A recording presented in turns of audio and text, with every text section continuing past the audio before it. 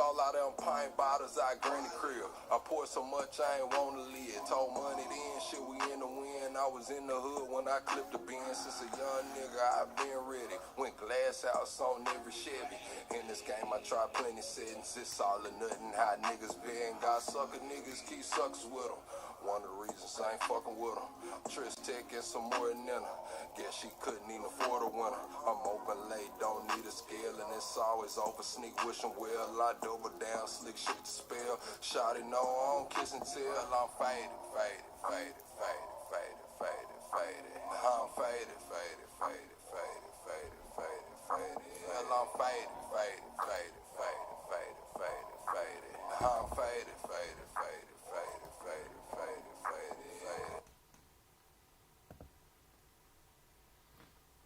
I'm a saint, but I sin. I checked in the game, and when I left, she loving me again. I let her cry out the bins, and they say time heal. Mine still felt like it was yesterday. I was moving fast, probably too fast to even catch the play. Spencer night, she pack a bag, right to me, just getting gas. Coming back, I want it bad. I'ma touch it first, eat it last, it's temporary.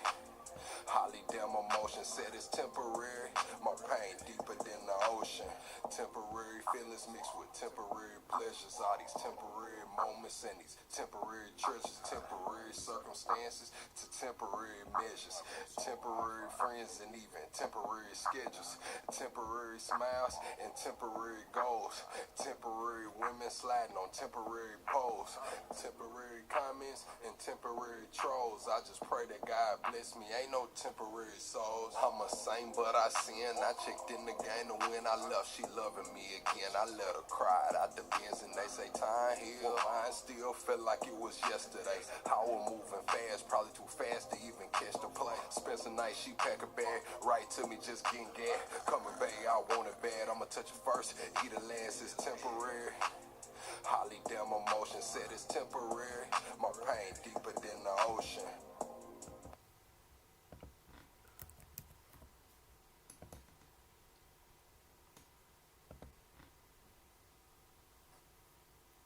Welcome to the greatest damn show on YouTube. Welcome to the greatest damn show on YouTube. Yeah, chat, y'all ready? Y'all ready, chat? They still in the Discord. Hold on. Oh, man. Double tap the screen, shut alive out. What we doing tonight, chat?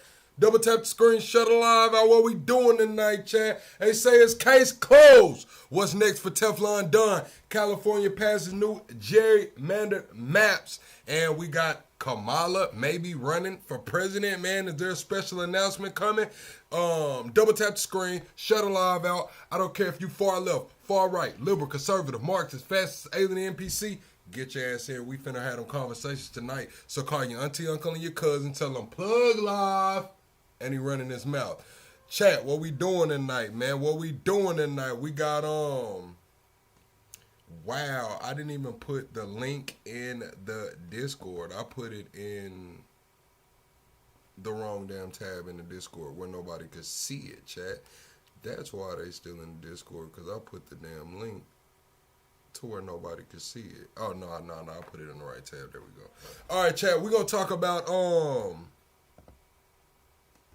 we're going to get into it. Trump did a sit down today with NBC. We're going to see Trump sit down with NBC. Also, we're going to cover that Las Vegas illegal bio lab that was ran by those Chinese, man. They said they found over 1,000 samples.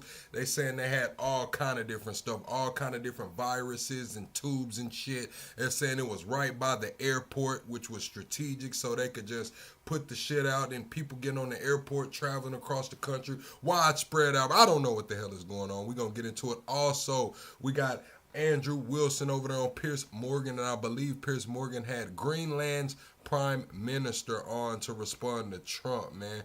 Greenland's prime minister was on there responding to Trump. Also, we have Kash Patel giving his update on the Epstein files and saying that it is case closed. It's over with, man. Case closed. It's over with. What the hell is going on, chat?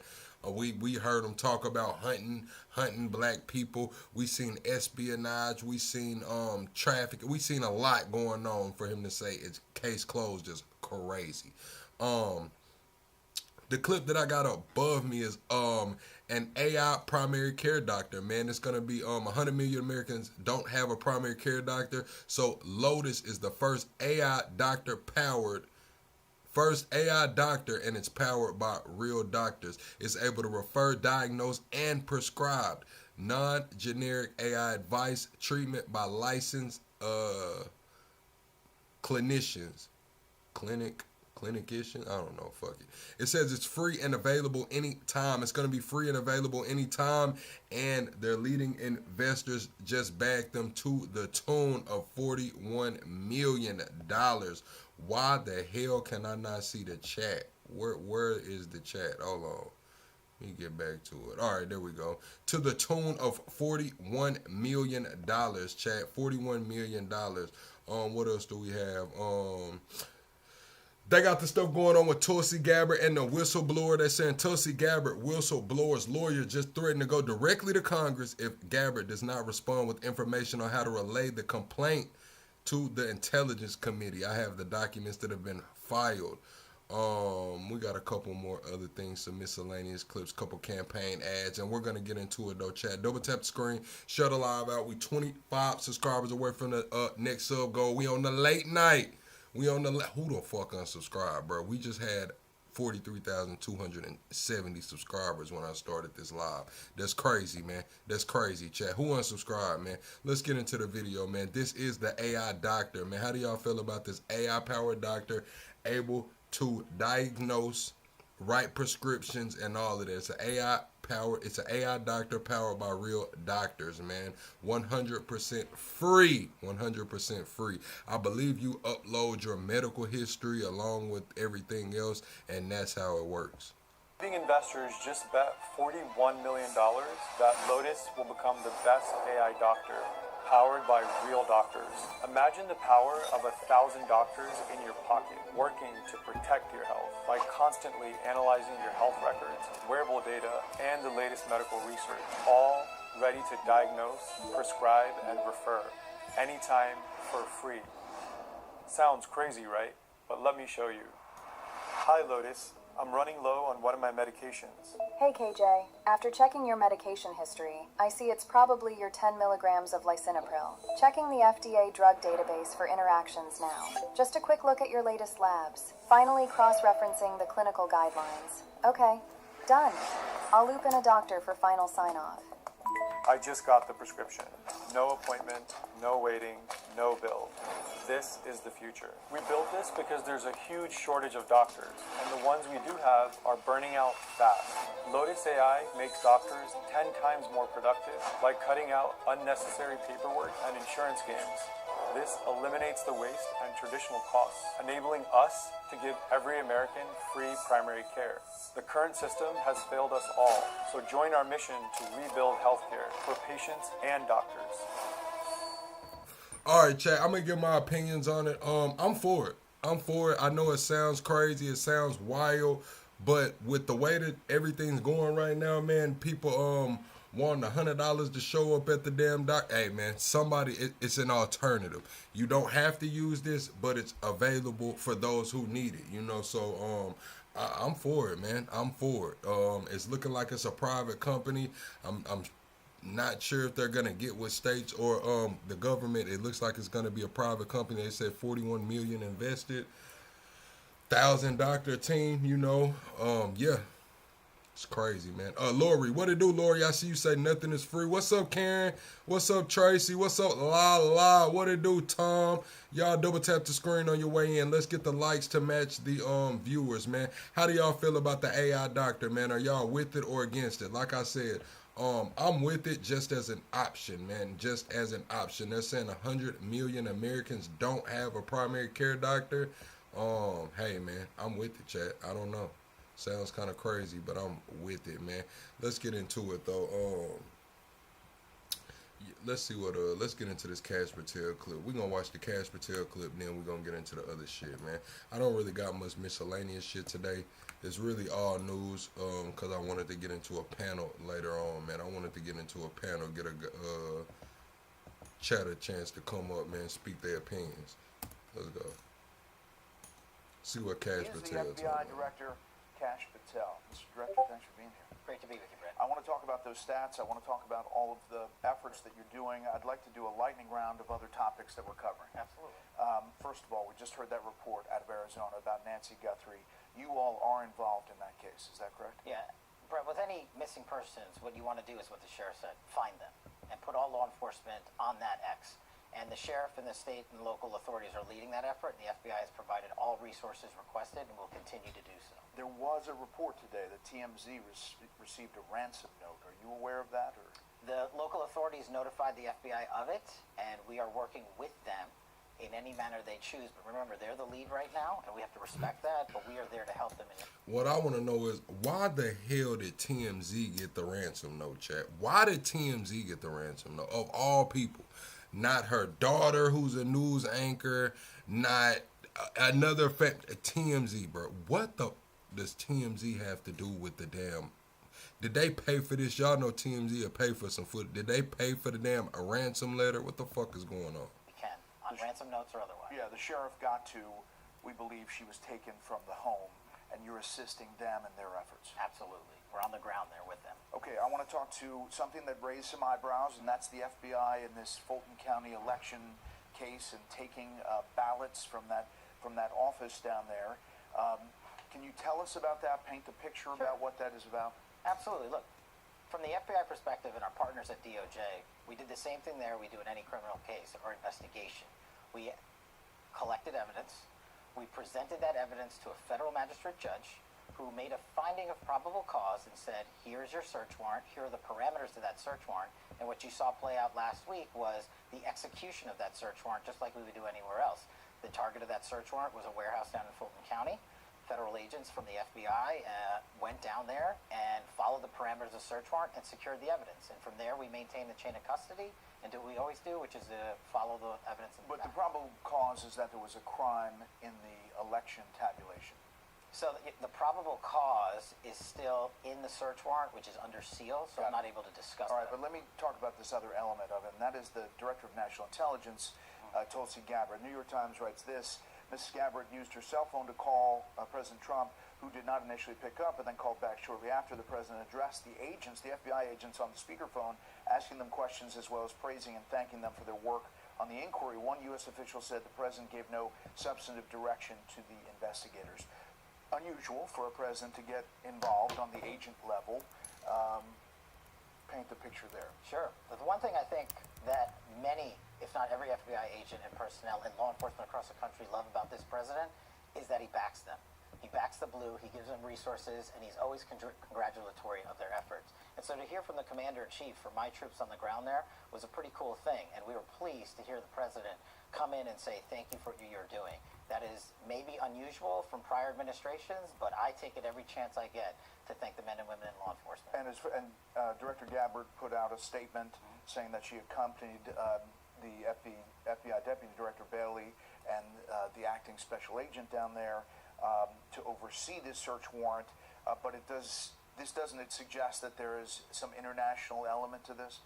All I can speak to is the FBI and the DOJ, and what we are doing is following the predicate laid out in the search warrant, and we're executing that. And President Trump has assembled a tremendous cabinet, the DNI and everyone else, and we collect information from our interagency when the investigation follows that path. And so we're happy to have a team of professionals involved. Bouncing around, the Epstein files, the last tranche, we're told, put out. Looking back since the beginning, and you've been a part of talking about this, and DOJ has obviously produced these elements. Do you have regrets about how it's been handled? Look, like any other hot topic issue, the American public and the world had a great interest in this. And what we did under President Trump's leadership is produce the most transparent DOJ and FBI in history. 3 other administrations had the opportunity to do this, and we produced everything we legally and lawfully could.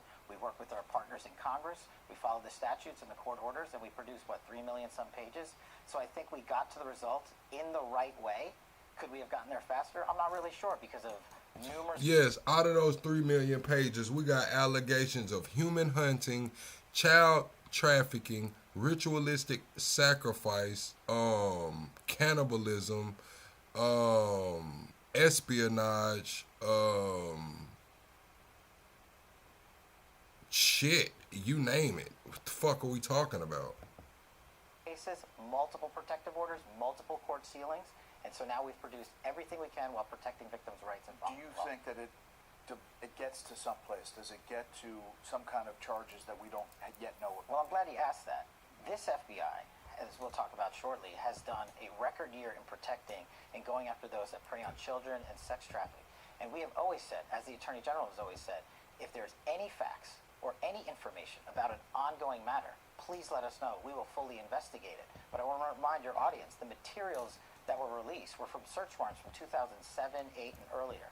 And they were strictly confined to certain parameters by those that ran the investigation then. So that's what was collected. We, and not just my FBI, 3 other FBIs have looked into that material to see if there's any leads, to produce any investigatory leads, to prosecute anyone.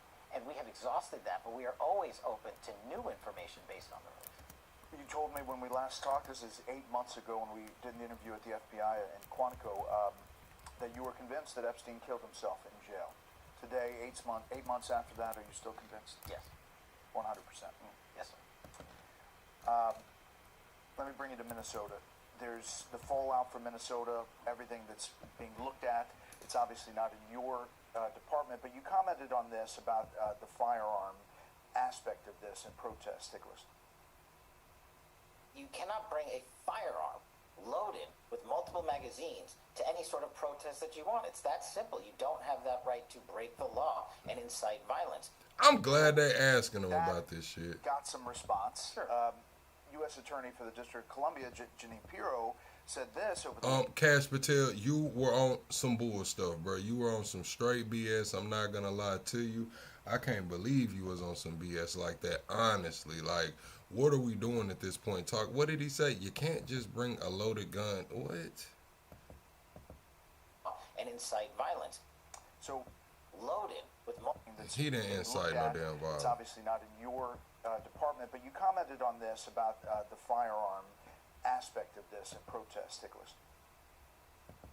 You cannot bring a firearm loaded with multiple magazines to any sort of protest that you want. It's that simple. You don't have that right to break the law and incite violence. So that got some response. Sure.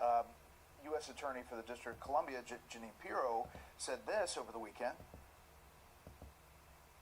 You bring a gun into the district, you mark my words, you're going to jail. I don't care if you have a license in another district, and I don't care if you're a law-abiding gun owner somewhere else. You bring a gun into this district, count on going to jail, and hope you get the gun back. Some people are concerned about something I said yesterday, so I want to be crystal clear. I am a proud supporter of the Second Amendment. So all these gun rights advocates and supporters are saying, wait a second, what are you guys telecasting here? Well, I'm glad you played the entirety of the clip because mostly nobody did that. Exactly. I said you cannot bring a firearm to a public protest and incite violence. That's the kicker. President Trump's administration is the most pro-Second Amendment administration in history. All we are saying is, one, it's a question of law.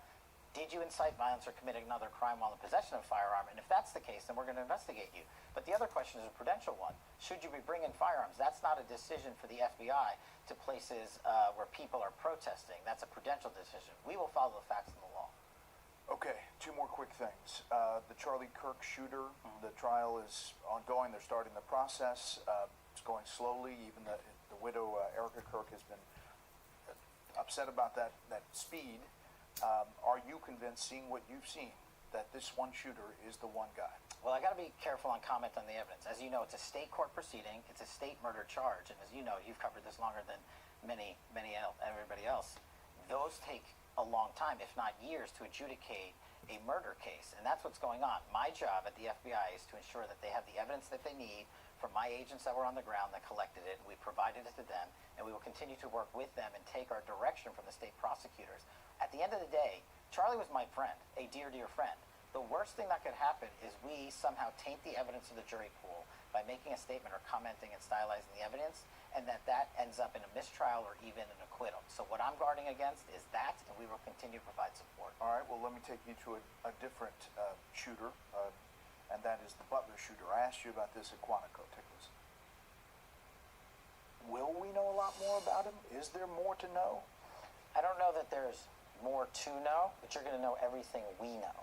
And we don't feel that the American people have been given the information they need on that. And we're digging through the files and we're getting them a more robust picture of what happened.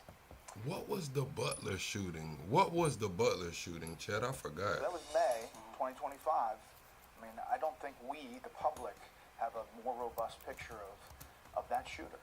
Well, I think that's an unfair supposition. We, the FBI, have put out all the information that we possibly and legally can, while protecting that's fucking Trump. ongoing matters that are unrelated. But he's dead. Oh, they're talking about when Trump was when they tried to unalive Trump. Chat, double tap the screen, shut a live out. If y'all are in here right now, let me know y'all in here, man. What y'all doing, chat? All right, if y'all are in here, let me know y'all in here, man. Damn, chat, what's going on? Well, yes, he's very much dead. But at the same time, Brett, we at the FBI have to follow the parameters of our investigation and what the law allows us to release. I get it, but what were the cell phones? Why don't we know who he was talking to? What exactly happened? I feel like we haven't gotten the whole picture about Butler even now. But here's the thing, Brett. We can provide, and just an example here. We've provided 40,000 pages of documents to Congress. That's a 400% increase from the prior two directors. We will continue to provide this information with our partners on Capitol Hill when we are legally able. It's never going to be enough for everyone. It's never going to be enough. But what we are saying is, we're not saying trust us. We're saying we did an exhaustive search of that. We presented that information to the Department of Justice, and a decision was made on what to release. Yeah, but okay. Yeah, you said we put out everything. A decision was made. So he's saying that we put out everything. Then he clears it up saying everything that he's allowed to put out while protecting victims and shit. So there's supposed to be 6 million files. We got 3 million of them. So we got about half of the files. A lot of that shit's redacted. And out of the half of the files, crazy shit has already came out. Like I said, espionage, trafficking, rape, torture, hunting of humans. Like, it's crazy, man. It's crazy what has came out already, and we're not even halfway through it, chat. Not even halfway through it, chat. And then they talking about Kamala's hinting at running again, talking about tomorrow she's got an announcement to make. The fuck is going on, man? If she's gonna make that announcement now, it's probably the time. I ain't gonna lie. Then we could. Do you think that everything's been put out about what up, Doris? Alleged shooter. Everything. Whether it's Epstein or Charlie Kirk, or whether it's this shooter in Butler, we always put out what the law permits us to put out. Last thing, this has happened this weekend. In Las Vegas, law enforcement, including the FBI, removed more than 1,000 suspected biological agents from a house linked to the man accused of operating an underground biolab in California. That's what we finna watch next. Okay, the biolab was in Cali. I thought it was in Vegas. You said you French braiding your neighbor's hair listening to you. All right, Purple Groovy, tell your neighbor to tune in, man. Tell her to tell a friend to tell a friend, man. I hope them French braids come out all right, man. Friars, what it do, Friars? What's going on? You said y'all wanted a dictator and y'all got one. Mud Butters. Yes, this was a lab. I believe there was Chinese in this lab, man. I believe they got the guy calling over 3,500 times back to his wife who lives in China. They said they had all kind of chemical agents and damn vaccines. They said they had the pandemic vaccine. They talking about they had some STDs in that thing. They had all kind of chemicals and shit going on in there, and it was near an airport, man. This is biological warfare, man, chemical warfare, whatever the hell you want to call it, man. It's going on. I think this is the second lab they've busted like this in the last 2 months, man. We talking about meth labs and damn coke labs and shit. These people got some labs going on that could take us up out this motherfucker, chat. I'm just gonna be real crazy. 4 years ago, that man has been locked up ever since awaiting trial in April. So if that Chinese national has been behind bars for the past 3 years. Then, Chad, we can't forget what city was that in Arizona? Remember they had the Frankenstein, the factory where the guy was in there cutting up people's body parts and attaching them to other bodies. Y'all remember that? They just had the organ harvesting. They was organ harvesting in a damn warehouse, but he was also like attaching different body parts and shit to people. Y'all don't remember? We just covered that a few months ago, man. There's some shit going on with these laboratories, bro. I ain't gonna lie. How is it just now? What's up, Laurie? What's up, Ronnie? Well, I think that's a great question. What's up, What the Lala? FBI did was went back and looked at a report that my predecessor went to Capitol Hill and said there's no connection to China. I found that unbelievable or implausible. So that is a state-run investigation right now in the state of Nevada. And where the FBI comes in is to say, wait a second, we have information that we believe disputes the prior testimony of Director Wray. And so we went back to our law enforcement. So one director is saying it has no connections to China, Kash Patel, and the administration wasn't trying to hear that shit, so they went and investigated again. That's where I'm getting that the guy supposedly texted his wife, who was in China. I mean, it is his wife, but she was in China about 3,500 times, man. One of the people in connection with this raid of this laboratory, man. So do y'all think it was Chinese connected, yay or nay? Partners and say, hey, we got to look at this again. And that's why you're What's up, seeing Essence? these state warrants executed. And that's why you're seeing these seizures. And the FBI is collecting that evidence and taking it to our labs for further analysis. It was announced that one man, a property manager, was charged with some minor local offenses. Wouldn't keeping 1,000 biological agents in a house be a federal offense? So I don't know if it was like an Airbnb or what, but there's reports coming out that people said that it smelled like a hospital in there, like it wasn't a clean hospital, like just chemicals and dunts and shit like that. They said that they seen all kind of laboratory equipment was left around. I think it was another freezer or something in there. So like these people were, I don't know if it was an Airbnb that they were just staying at, and when somebody booked it, they got the fuck out. I don't know what was going on, man. People were talking, I think they were saying they were getting sick from coming up out of it and everything, bro. That's the thing, right? This state warrant was just executed. You said the criminality of the lab? What do you mean you need to know the criminality, man? They said they had all kind of damn viruses in there, man. They was in there playing with the pandemic virus. They was in there playing with STD viruses. They was in there playing with all kind of viruses, man. That's the criminal. You can't do that shit, man. In the last 48 hours, right? Ronnie says, breaking news, the president just shit himself, man. Now, Ronnie, we all done shit ourselves before, Chad. Everybody in here shit themselves before because you was a baby. I'm just talking shit, though. Ronnie says that, man. But you said nothing will come from this, Friars. What the fuck do you mean nothing will come from this? They got some people arrested. Now, maybe a big broad, this is a whatever doesn't go on. But these people that they just pulled up out of this fucking crib, they ass going to jail. Their ass is going to jail, man. They in there got these fucking diseases and vaccines and viruses and shit. And these damn vials and playing with them and mixing them and trying to cross-strain them and make them stronger and put them out there right by the fucking... Man, somebody ass going to jail. And I think it's the people that got caught on site. Some people got caught. If you get caught around some shit like that, man, your ass going to jail. What we have to do is take these 1,000 samples, ship them across the country, which we did overnight, and have our lab analyze them. And once we have those results, then we can produce further charges. Obviously, people look at that and say... You said the case is linked to one that goes back to 2023. See, that's the difference. In 2023, that was a different administration. You see how Kash Patel said, the state level, the guy came out, said it had nothing to do with China, but we had information that it did have to do with China. Man, they're finna push this fucking issue. Steve, you know like I know, if they want motherfuckers to go to jail behind this shit, they're gonna make motherfuckers go to jail behind this shit. Right now, the narrative is China bad guy, China bad guy, China bad guy, man. They finna put their ass in jail. Is the CCP operating other biolabs in our country? And look at what this FBI has done. We arrested 3 researchers at the University of Michigan with ties to the CCP for bringing in biologicals and for trying to harm our agricultural seed industry. That is the priority here to protecting our nation's not just secrets, but our agriculture. That's what I'm saying, man. We gonna say that they arrested them people for trying to bring in that Ebola and shit. They ass going to the feds. You don't think they finna go to the feds for the shit they got in this lab? Them other people just got caught on the plane with it, trying to bring it in. These people got caught in the lab, man.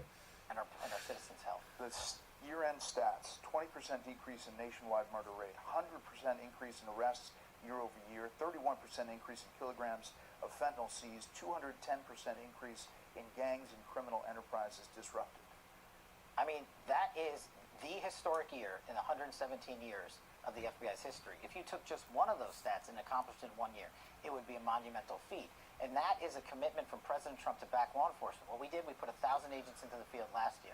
We're going to send 1,000 more employees to the field permanently this year so they can get after it for the American people. I mean, just think about what's in those numbers. 20% less murders. Just think about that. We have 500. Man, I'm just saying, like, I believe all these politicians are linked to these different countries, but like, just like you say, Trump is more linked to China than you think. You said the case was from 2023, a linked case. I'm just, you know what they said about that the last administration when it came to China and all of that money and shit, man. I'm just saying, man. It's looking like everybody's bought and fucking paid for it. Online that prey upon our children. We've seized enough fentanyl to kill 140 million Americans. That's just the FBI alone. And as you said, we have doubled the number of violent offender arrests in 1 year under President Trump. And that is just the beginning of it. Well, Mr. Director, we appreciate the time. It's there's a lot to talk about, and we always welcome you back when you can provide interesting things. We follow these investigations, and sometimes there's a frustration that we just don't get to the end of them. And so we want to keep asking those questions. I appreciate the inquiry, and always good to be with. Thank you. Hey, Sean Hannity here. Hi, Mr. President. Hi, Mr. President. How are you?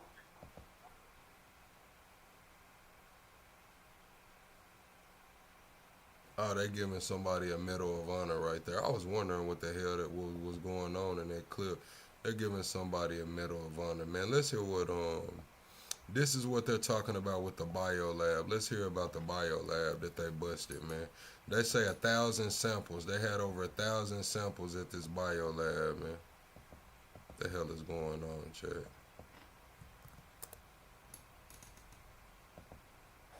Good. Sheriff Kevin Las Vegas Metro. Oh my God, bro. All right, we're gonna watch the Trump interview while I find the actual other one that's not fucked up. Hello? Oh my God. What the hell is going on? Dylan, everyone watching how we shoot our podcast. We shoot every. All right, I had to play the rest of that clip so y'all didn't think it was some weird shit going on. You know how y'all get.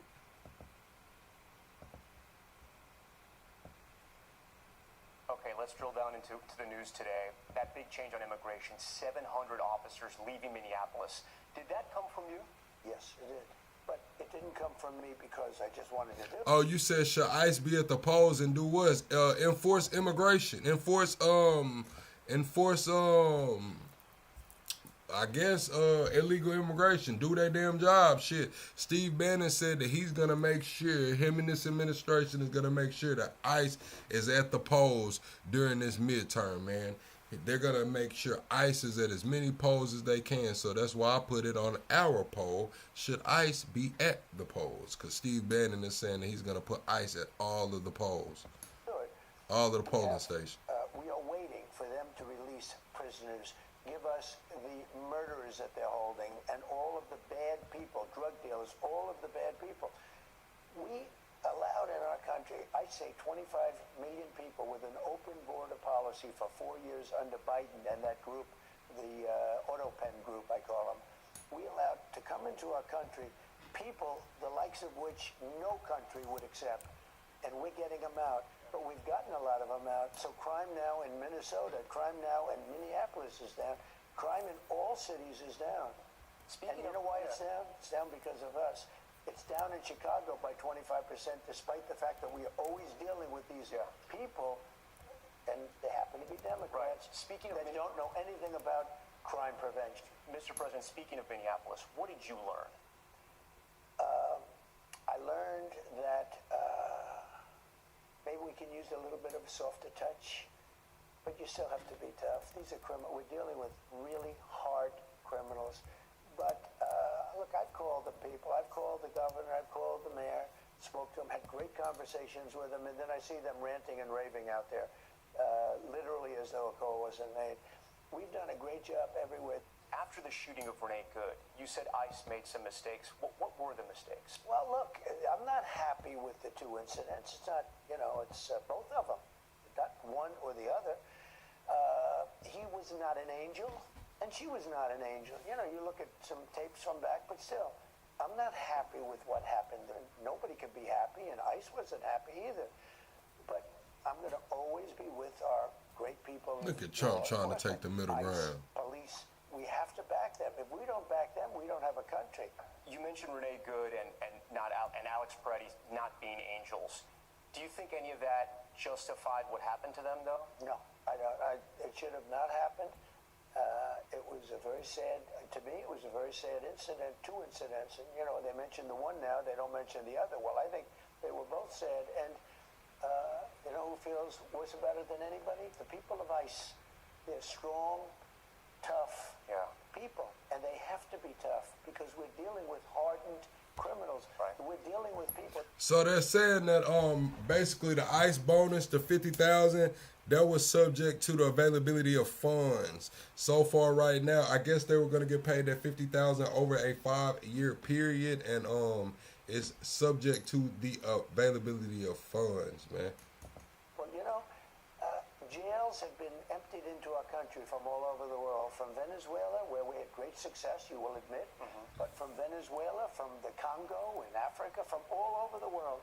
Jails, the jail population was emptied into our country. If we don't have strong people, you're not getting them out. Yeah. We're getting them out.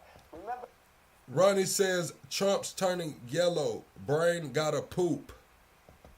Again, I say it again and again. What? We have record low crime in the United States. Nobody's been able to say that for 125 years. So I want to be clear because it sounds like there is a shift in immigration enforcement here, that there's going to be a shift after Minneapolis. What should Americans expect going forward? Well, one thing I say to my people, we do a good job we don't get credit for. I say they have to ask and they have to say please.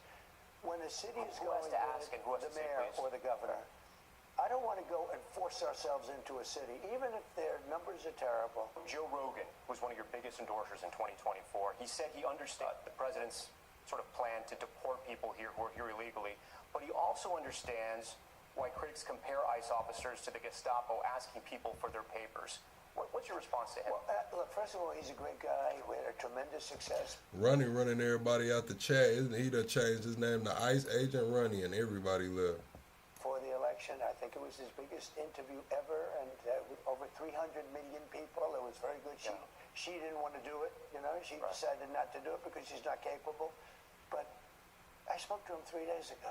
We had a great conversation. And all I'm doing, I have to keep... Did he mention this to you? Did you guys talk about this, the ICE enforcement? Yeah. Just had a good conversation. I think he's a great guy, and I think he likes me too. Yeah.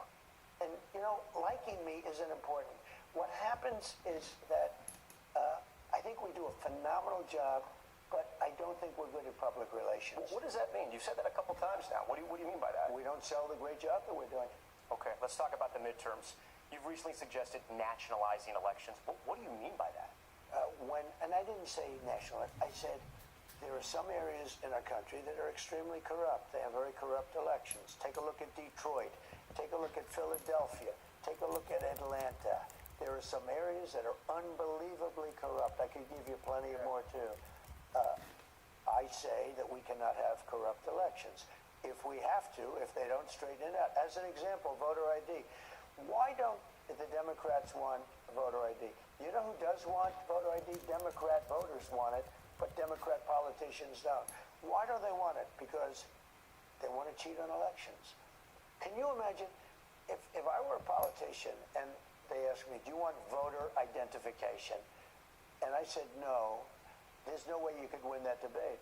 But even the Democrats don't want voter ID. If they don't want voter ID, that means they want to cheat. We can't allow cheating in elections. Now, if we need to put in federal controls as opposed to state controls, remember this, they're really an agent. They're really accumulating the votes for who wins an election.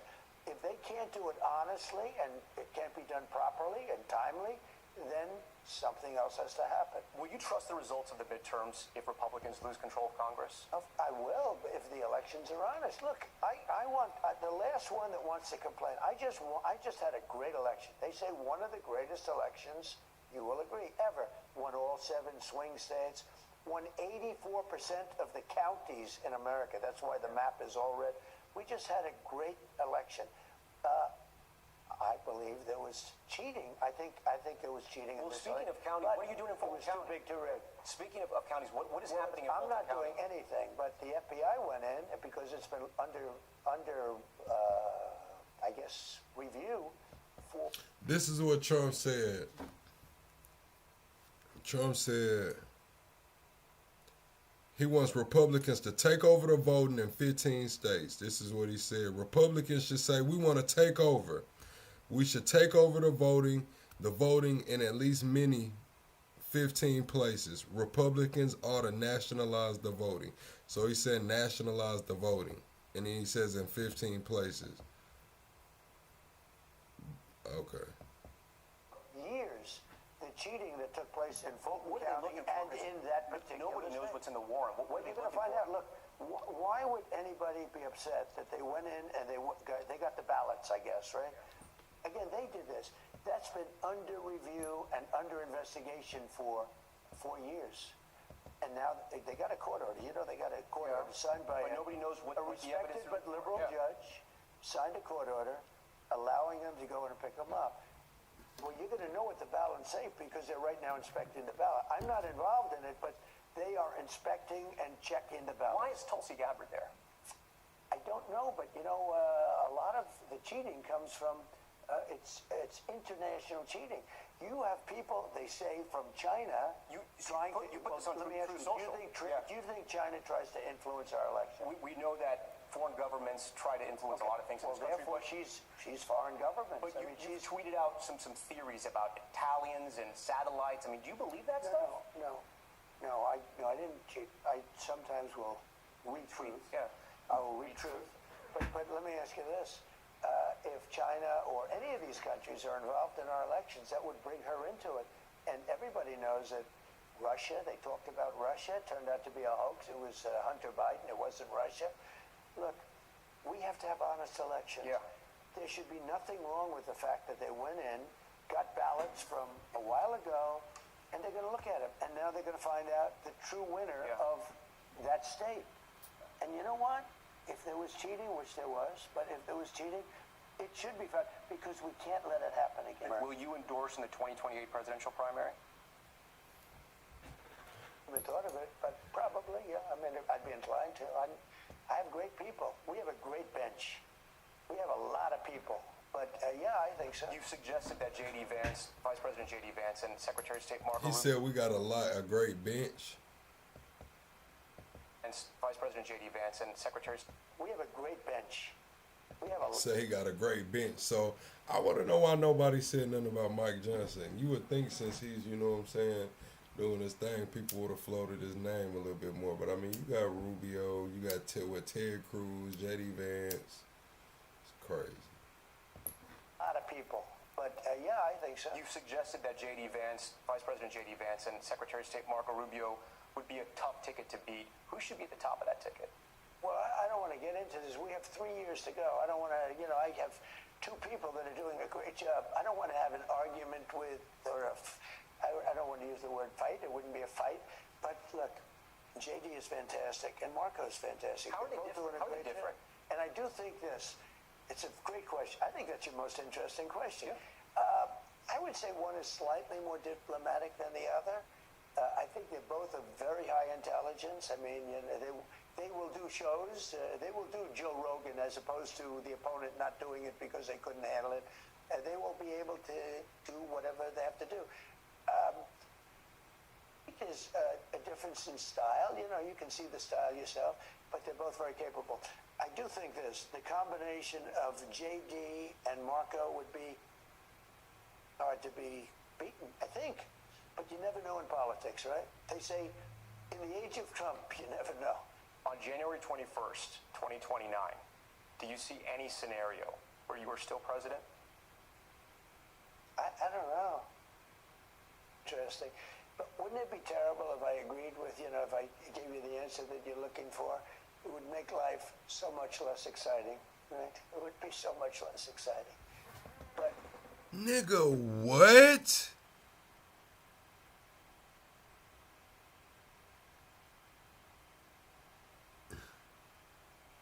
What? Hold on, bro. Before I give my thoughts, I gotta hear this shit again, bro. I gotta hear this shit again, bro. January 21st, 2029. Do you see any scenario where you are still president? The fuck they mean January 1st, 2029?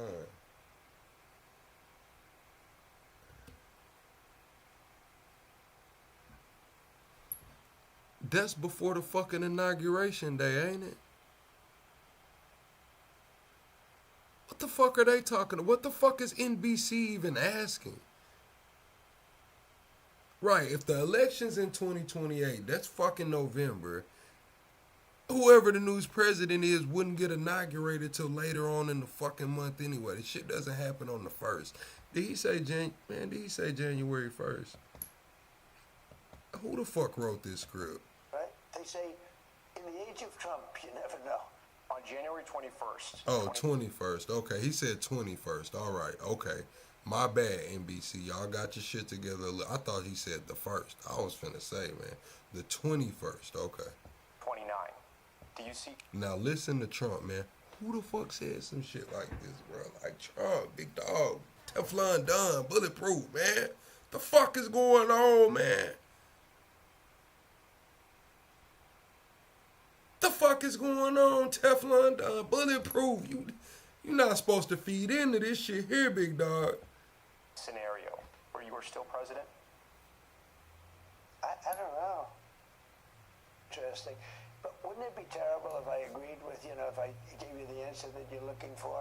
It would make life so much less exciting, right? It would be so much less exciting. But I only do this for one reason. Make it great again, and that's what we're doing. We're making America great again, greater than ever before. Our country... This shit is crazy, bro. Chad, they finna try to overturn that 2020 election, bro. If y'all needed a reason to believe, if you didn't believe before, believe now. They're about to try to overturn that 2020 election, man. They finna try to run bulletproof again, man. Or do some other shit. Excuse me. It's greater than ever before. And during a tour of the Oval Office, we asked about tensions with Iran. Should the supreme leader in Iran be worried right now? I would say he should be very worried, yeah. He should be. As you know, they're negotiating with us. I know they are, but the protesters have said, where are the Americans? You promised them we would have their back. Do we still have their back? Well, we've had their back, and look, that country's a mess right now because of us. We went in, we wiped out their nuclear. If I didn't take out, we have peace in the Middle East. Yeah. If I didn't take out their nuclear, think of it. If we didn't take out that nuclear, we wouldn't have peace in the Middle East because the Arab countries could have never done that. They were very, very afraid of Iran. Yeah. They're not afraid of Iran anymore. Are they trying to restart the nuclear program? program? I heard that they are, and if they do, and I let them know, if they do, we're going to send them right back and do their job again. And we also asked about the Clintons' anticipated testimony to Congress over Jeffrey Epstein. NBC News broke the story today. I don't know if you saw it, that the Democrats are already saying, if you bring President Bill Clinton and he has to testify, we're bringing President Trump. What do you say to that? I think they might say that, but they've already brought me. See, I've been brought. They had me indicted many, many times. Many, many times. And the president had some surprising thoughts about former President Bill Clinton. It bothers me that somebody's going after Bill Clinton. See, I like Bill Clinton. I still like Bill Clinton. What do you like about him?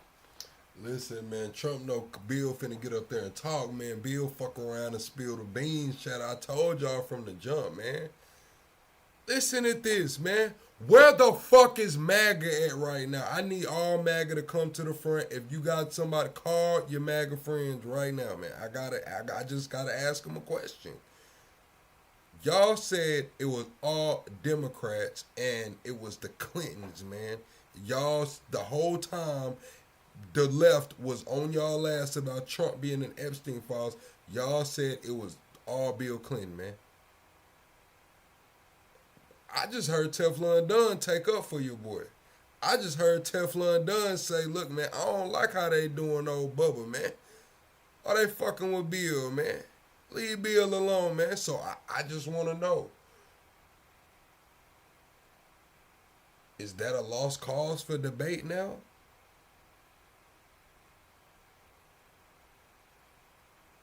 Is it a Democrat hoax again? I thought Bill Clinton went to on that damn plane 27 times, man. Thought he was on that plane 27 times, man. That's what y'all told me. What the fuck is going on, man?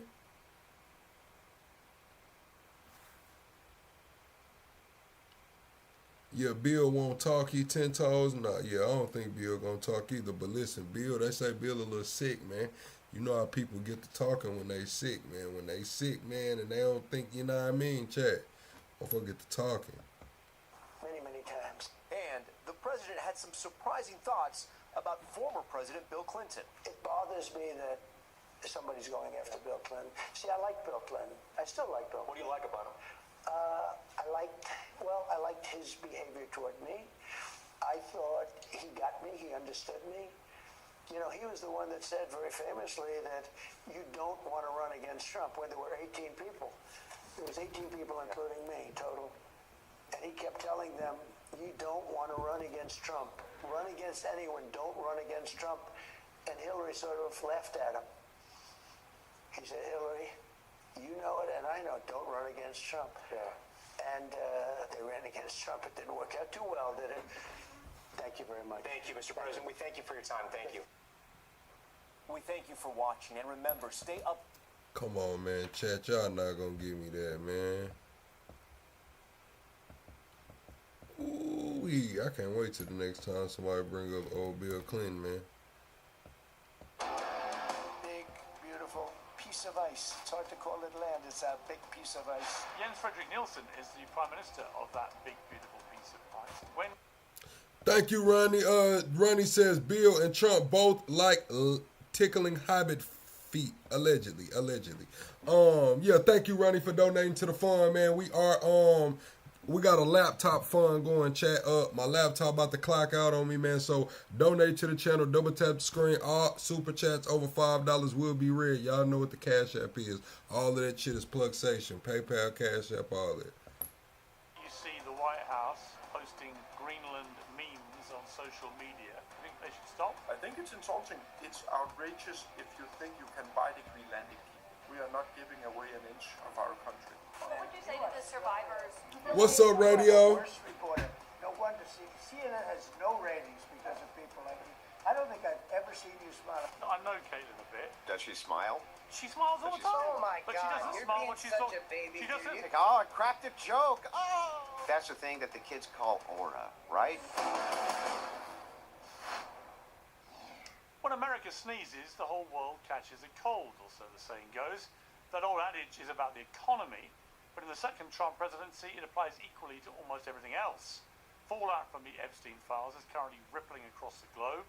Norway's crown princess has been humbled by her flirties. Man, I wonder how Piers Morgan broke his hip, chat. How do y'all think Piers Morgan broke his hip, man? Y'all think he failed? I wonder how the fuck Piers Morgan broke his hip, man. Like, he had to fall or something, chat. I just can't. I mean, like, what was he doing to fall? Piers Morgan gives me the kind of vibes that, you know, he might have missed a step or something, man. He might have been walking outside, missed the damn step, man, and boom, boom, boom, boom. You know how you just go down the stairs like do do do do do do do do. Yeah, he probably was on that hip, man, on that side going down them stairs, do do do do do do do, and broke it, man. Pierce, man, we want to know how you broke that hip, man. Changes with the paedophile. The former Prince Andrew has been turfed out of his royal mansion and faces calls to testify in the United States. The sordid dealings of Peter Mandelson, accused of taking cash from Epstein and feeding him government secrets, first cost him his job as US ambassador and could now trigger a national inquiry. Today, the Polish Prime Minister said it's likely that Epstein was, as many apparent conspiracy theorists have long maintained, operating as a foreign... This nigga in a diaper, bro. Who the fuck is that in a diaper, bro? Not for Israel, in his view, but for Russia. In the US, Bill and Hillary Clinton have belatedly agreed to testify before Congress in a televised hearing which could rival the ratings of the Super Bowl. And we'll dive into all the latest with our panel very shortly. We'll begin with another American sneeze which left the rest of the world shaking and trembling. Big, beautiful piece of ice. It's hard to call it land. It's a big piece of ice. Save Greenland. They say allegedly the Simpson creator was in the Epstein file. Why you saying you seen all this on the Simpsons, man? They say his ass was in the Epstein files, man. Allegedly. And successfully prevented our enemies from gaining a foothold in our hemisphere. So we did it for ourselves also. And then after the war, which we won it big. Without us, right now you'd all be speaking German and a little Japanese, perhaps. After the war, we gave Greenland back to Denmark. How stupid were we to do that? Jens Frederik Nielsen is the Prime Minister of that big, beautiful piece of ice, better known as Greenland, and he joins me now. Prime Minister, thank you very much indeed for joining me. Thank you for being able to.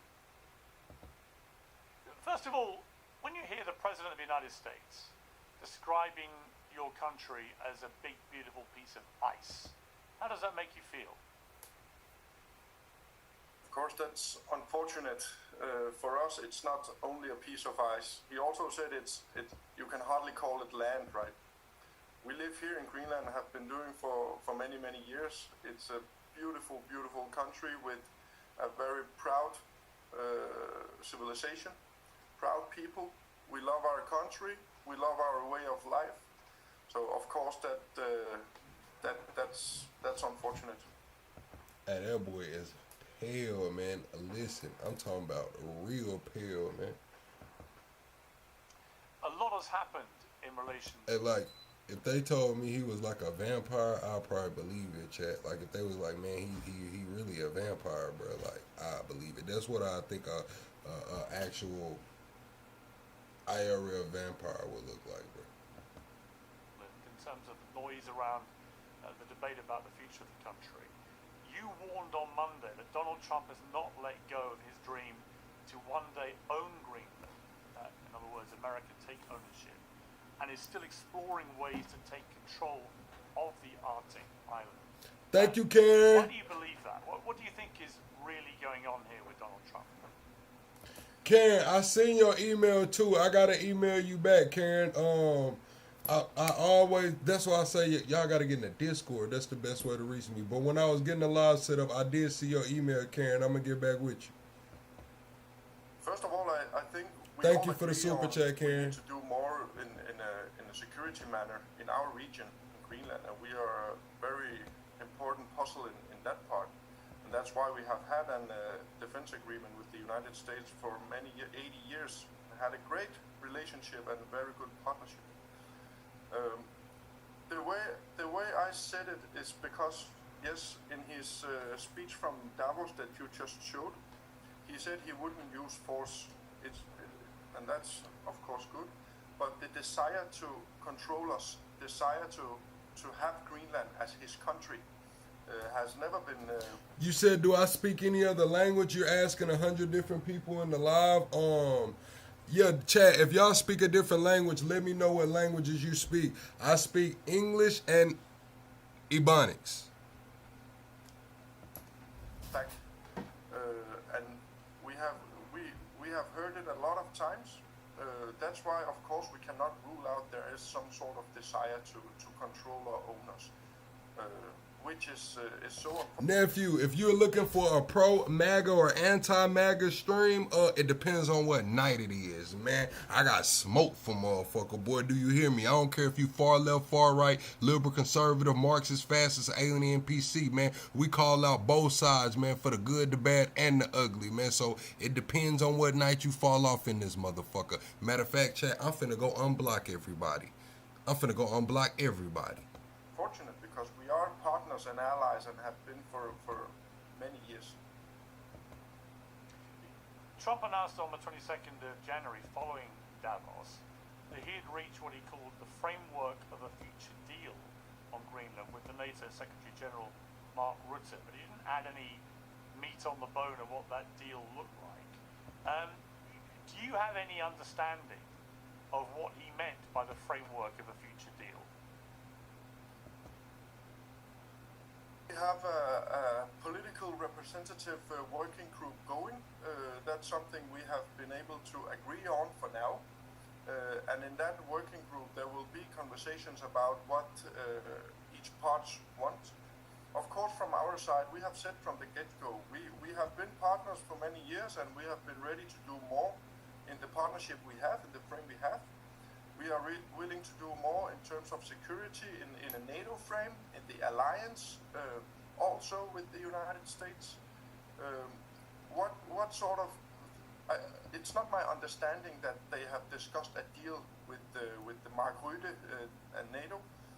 My understanding is that we do agree on we need to do more in a NATO frame in terms of security. The high-level working group we agreed on to establish, they will talk about something that could be a deal in some way. But we have also emphasized and said that we have some really important red lines from our side. So we have to find some way to have a dialogue, political dialogue, in a respectful manner. All right, Chad, you said you speak some Spanish, danky. Okay, Karen. You said that doesn't work for you. You hate MAGA. All right, get the hell. I don't know what the hell you mean. Canadian conservative. I hate Trump, but I don't agree with people like AOC at all. All right. Listen, Chad. I just took like 6 or 7 mile wrenches because I ain't seen people in a while, bro. I'm just going to be honest with you. I took like 7 mile wrenches because I ain't seen people in a while. And I unblocked everybody. Kate, what it do? Welcome in. So we probably going to give out some mile wrenches tonight. Maybe 1 or 2, man. Couple mile wrenches, man, because I had to just, disarm like 6 or 7 people, man. I had to disarm them, Chad. I'm not going to lie to you. In respect for the alliance and the partnership we have had for 80 years. The New York Times had a report citing anonymous officials saying that one idea entailed Denmark ceding sovereignty over small areas of Greenland, where the United States would then build military bases. Have you heard, or did you read that report? Do you have a response to that report? We already have 1 military basis, right, in Greenland, and it's under a frame of a defense agreement we have and have had with the United States since 1951. We have never said that nobody can do more in that frame in terms of our defense agreement. We are ready to talk, we are ready to discuss those kind of things in mutual respect, but in terms of... Nah, Karen, I did like it. I didn't get to look at the picture all the way. I seen your email, and then I seen it had an attachment. But I didn't really get to click in it because I was getting ready to go live. But no, I do appreciate you, Karen. I'm going to email you back probably when I get off stream. Of our country, we have a clear red line in terms of our borders, our integrity as a country. If somebody wants to push on those, we can say that's a clear red line for us. We are not giving away an inch of our country. Not an inch. So your position is you will never cede any sovereignty. We will never cede any sovereignty. It would also be strange, right, Piers?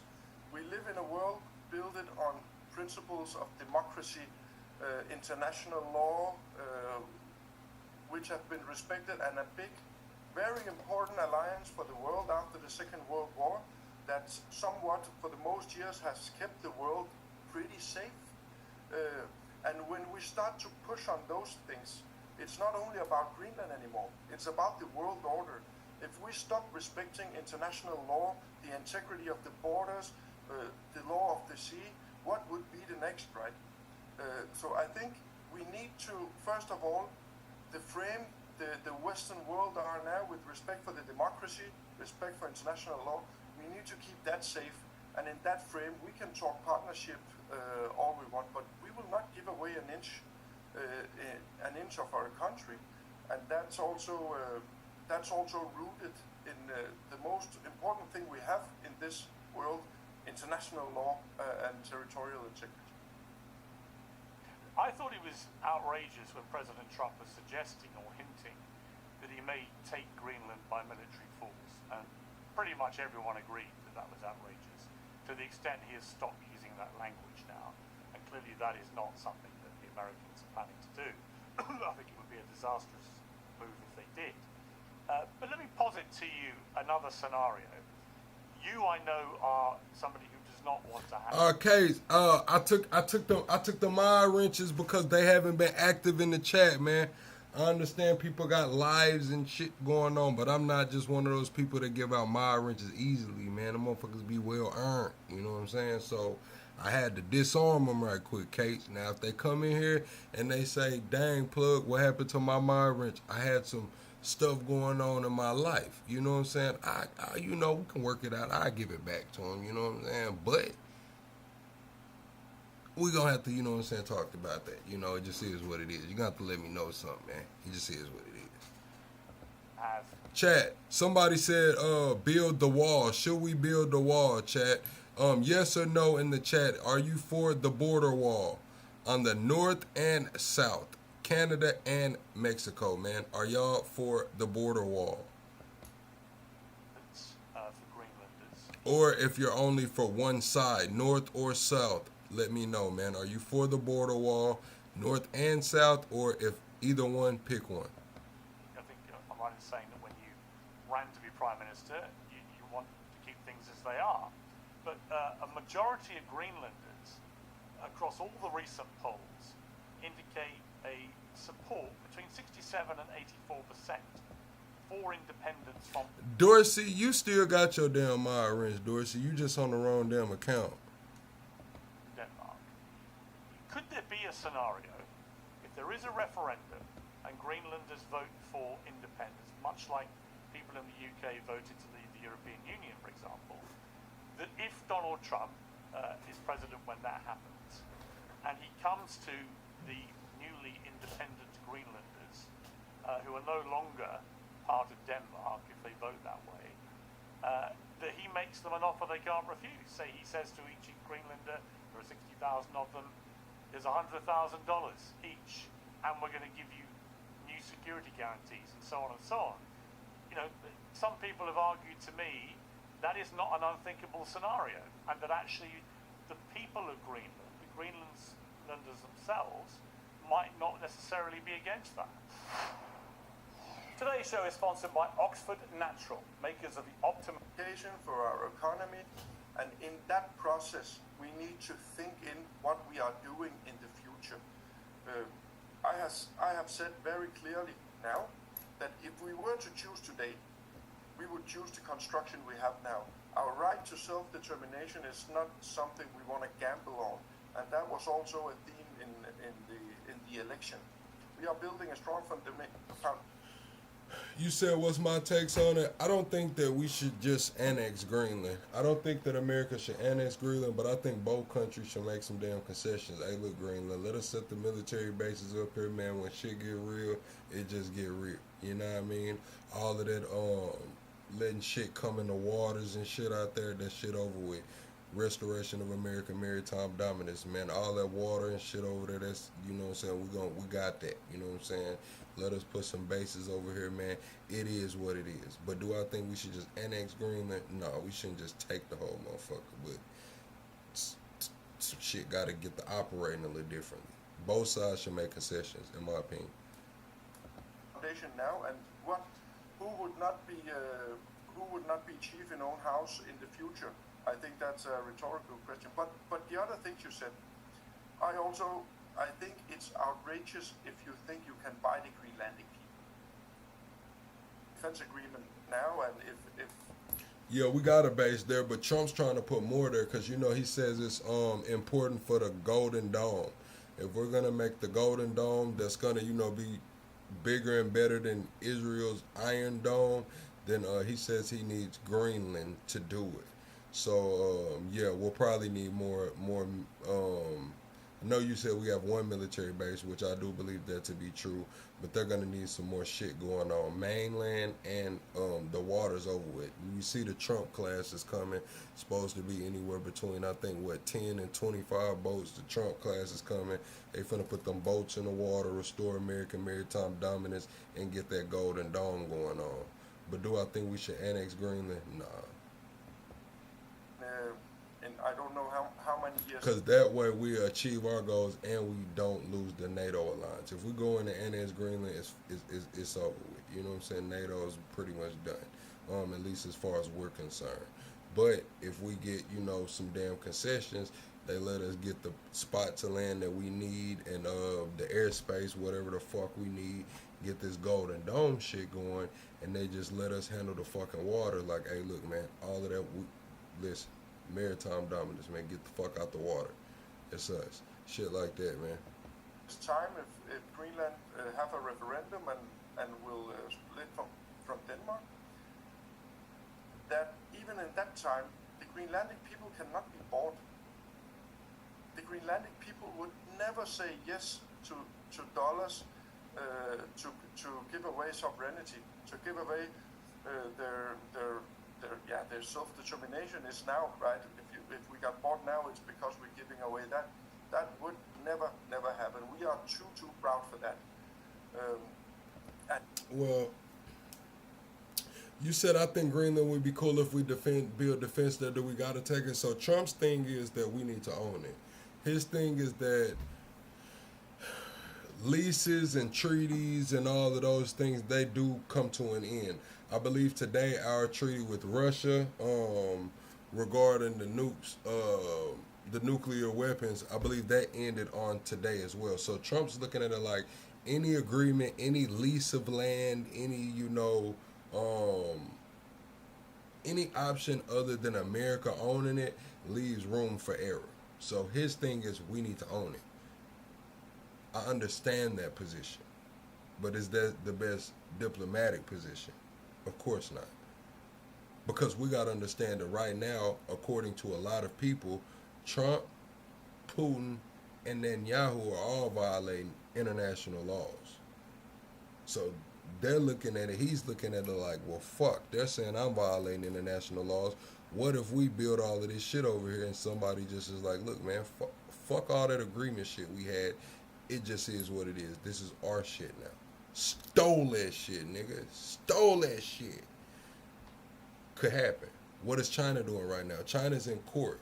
China's fighting this shit in court because China's set to lose a lot of money with us kidnapping Maduro and doing the regime change and controlling the oil imports and exports over there, right? China's taking this to international court because throughout history, regime change can, not every time, but regime change can end agreements. Like, hey, you had an agreement with that guy. You don't have an agreement with us. You got to make a new agreement with us because that guy, he's either dead or incarcerated. He was illegitimate. China's going to court right now, international court, trying to fight that to where it doesn't matter about regime change. Once the deals are struck and the contracts are agreed upon, if they're 50 years, if they're 100 years, if they're 1,000 years, they will stand. That's what China's trying to go through. That's why they keep reiterating, oh, America is a young nation. Y'all only 250 years old. This country's been here for 5,000 years. We'll be here another 5,000 years. They're looking at them contracts like, look, that regime change shit, making contracts null and void is some bullshit. And when you step back and look at it, it's like as a nation that's 5,000 years old, contracts being 200, 300, 400 years doesn't sound too crazy. As a nation being 250 years old, those kind of contracts of that length might sound outrageous. But they go into international court trying to fight for this shit.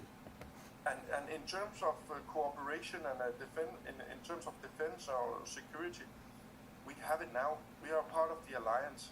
The Greenlandic people would never go out of the Western alliance, because as we all agree on, is we need to work with countries that shares somewhat our values, that shares the importance of human rights, international law, and so on. And that's where we stand. It's outrageous if you think you can come with a bag of money and then influence the Greenlandic people. That will not happen, and it will never happen. If there was a referendum, how do you think it would play out? I mean, are you contesting the idea that the majority of Greenlanders would vote for independence? Do you think that's not the case? If you had a referendum today, I think it would be the case that we will split right away. There is, of course, a process. It will take years to become independent, no matter what. Also in the construction we have now. But what we are talking about is also our right to choose ourselves. If the majority, or all of us actually, are really loudly saying that, the question about independence is for us to decide. No one should influence that, not with money, not with anything else, not the United States, not any other country. We have the right in our own act of self-governing from 2009, and that's what we will never gamble with. Have you talked personally to President Trump about all this? No, I have not. Does that surprise you? I think the conversations about my people and my country have unfortunately been through the press. Try to imagine, we are 67,000 people in Greenland. In periods we wake up every morning hearing and seeing the biggest power in the world will swallow your country. We will take you. You belong to us. What kind of feelings the people of Greenland are walking around with, right? It is, and it's because the conversations about our countries, about our partnership, has gone through the press. That's why I'm so happy we have agreed on now to have a high-level working group of political representatives that can sort things out and can try to find common ground to stand on at least, and then have some a respectful and peaceful dialogue and see what will be the next. Have you heard from the Russian leader, Vladimir Putin? Oh man, I wonder, has he spoken to Putin? Yeah, I'm pretty sure he's spoken to Putin. Chat, double tap the screen, shut the live out for me. We're 25 subscribers away from the next sub goal, man. 25 subscribers away from the next sub goal. He tried to capitalize on this situation by reaching out. Spitfire, what it do? Oh, we have not, and we have not. And all the talks about the Russian and Chinese influence and ships. What's up, Lamar? Hey, Lamar, appreciate you for those donations as well, Lamar. I didn't see them until I got off of the live, the last 2 donations you sent. Appreciate those donations, Lamar. I had to make sure to give you a shout out. What did you say?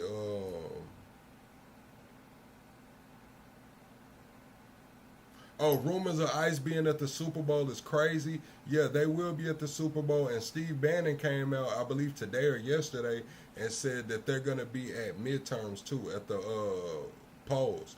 They're going to be at the polls enforcing immigration at the polls, man. Steve Bannon said that they were going to be at as many polls as they can in the right, where they need to be, to make sure no illegals show up or undocumented shows up to vote. So the premise of all this, it's unfortunate it is like that, because it's simply not true. What would you say to Donald Trump if you did speak to him? It's difficult to say now, but I think I will say the same as I have said from the get-go. Look, let's have a respectful dialogue. Let's talk about the great partnership we already have. We have been so loyal for 80 years, a loyal ally for 80 years. We actually also had We also had more cooperation in terms of a bit on mineral resources and innovation and so on. Yeah, I'm gonna be real. Just thinking of the conditions over there, they probably spend a lot of time in the fucking house. I'm just gonna be honest with you, chat. Like in those places, like here and damn Siberia and shit. Siberian shit where it's like negative 79 degrees Celsius and shit, man. Like, who the fuck is going outside in that? Like, let's be real. Like, who the fuck is going outside in that? Like, what? But in terms of the USA funding, they are also gone. So if you talk, when we talk about a partnership and doing more together, but do something else on the other hand, then it's of course difficult. I would say the same. I'm ready to talk. I'm ready to have a greater and stronger partnership. I'm ready to do more in terms of security in a NATO frame with the allies. Let's talk about that in a respectful and good dialogue, and not talking about to give away my people, because that's essentially what it means to give away sovereignty, right? When you see the White House and Donald Trump posting Greenland memes on social media, and we're showing... Hell yeah, chat. I seen those Super Bowl tickets. I think it's like almost 7,000 to get in the building. To get in the door, man. To get at the fucking nosebleeds, at the tip top, man. It's like $6,000, bruh. It's like $6,000 to get into the Super Bowl, man. Look at Trump Greenland. For viewers now, which are slightly mocking the situation, the Trump Tower in Greenland, Trump and J.D. Vance, his vice president, planting the U.S. flag in Greenland and so on. When you see the President of the United States and his number two and the White House doing this kind of thing, sort of making a bit of a mockery of the situation, which, as you've so eloquently explained, has a very tangible effect on Greenlanders and makes Greenlanders very anxious about their future. What do you feel about that? Do you think they should stop? They should. First of all, a lot of the posts, a lot of the memes have some, I know it's memes, right, but I saw one with penguins in Greenland. We don't have a single penguin in Greenland. So I think they also show a lack of knowledge about Greenland. It's unfortunate, but true. I think it shows a lack of knowledge about Greenland and the Greenlandic people and the Greenlandic society, which is actually doing okay in a lot of parts. We have a good industry. Our fishery industry is the best in the world, the best seafood in the world. Yes, if you get the chance, you should try it. But I become a bit. I think it's unfortunate, and when you keep mocking my people, what you do when you do that, I understand their feelings and I share them a lot of the times. I think it's so unfortunate. I actually think Trump coin, I think it launched before he took office again. And also, if you look at it, like, it's Trump coin. It's not Donald Trump coin. It's a bunch of Trumps. He got a legacy of kids. And if you see, whenever they ask him anything about crypto, he says, oh, I let my sons handle that. Oh, I let my sons handle that. You know, so plausible deniability. You know what I'm saying? Insulting to your people. I think it's insulting.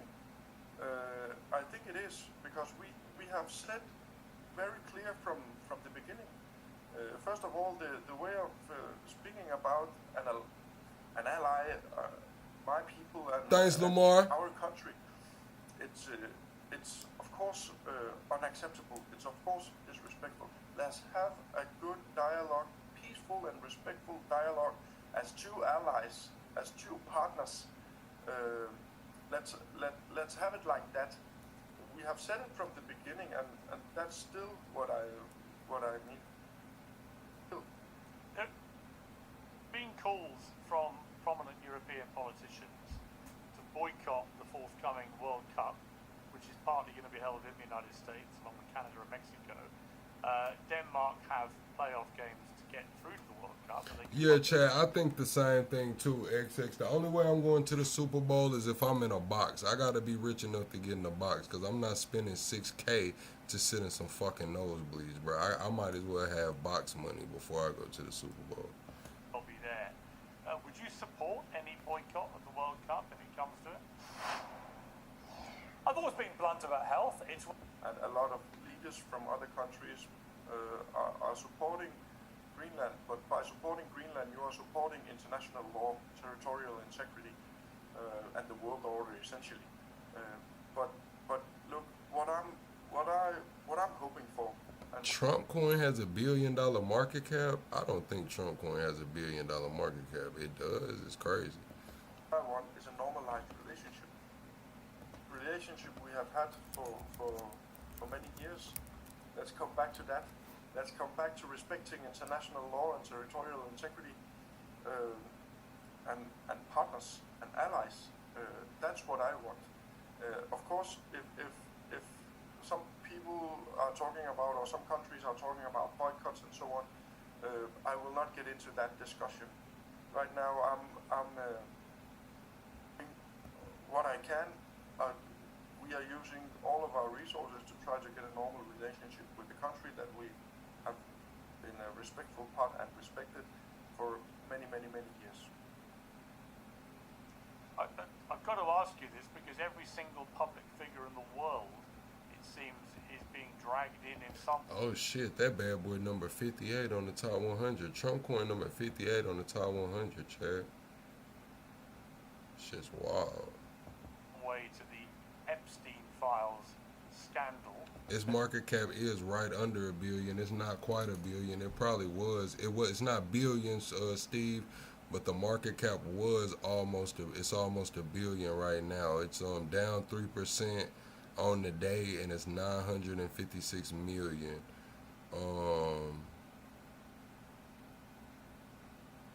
It's crazy. You put your name into the files to see if your name pops up at all. If you got discussed at any level, like I imagine everybody else is doing. Here's I'm 34 years old. Thank you, Ronnie. Ronnie says like or share or he checking papers, man. It's crazy.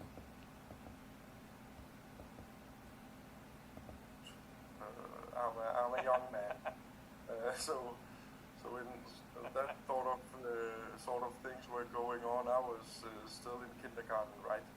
So no, you will not see my name. Such files. Just finally, Prime Minister, it must be a strange thing that you operated under the kind of global radar for so long, but now suddenly the world's attention has been thrust upon Greenland.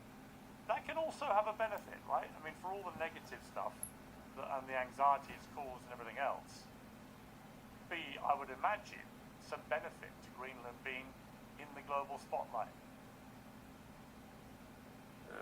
Yeah, of course. We are not. First of all, we are not used to that kind of attention. Let me say that first. I hope people can see now what Greenland are.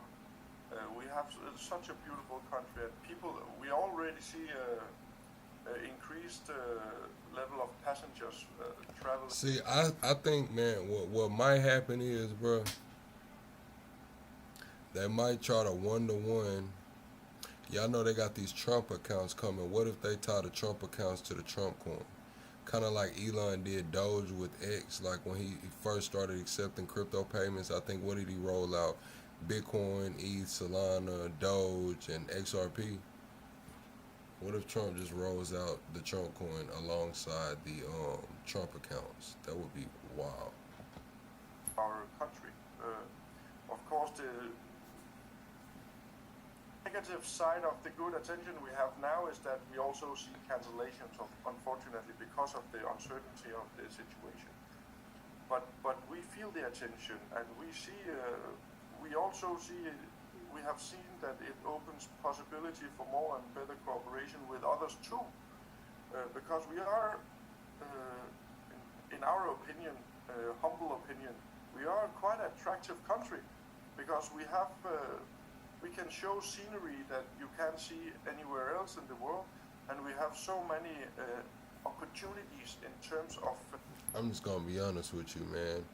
I don't know anybody that's ever just said I want to visit Greenland. Not one person in the world that I've ran across or seen online. I've never heard those words, bro. Like, I just want to go see the beauty of Greenland. Not once, bro. Like, I don't think I've seen Greenland in anybody's top 10, big dog.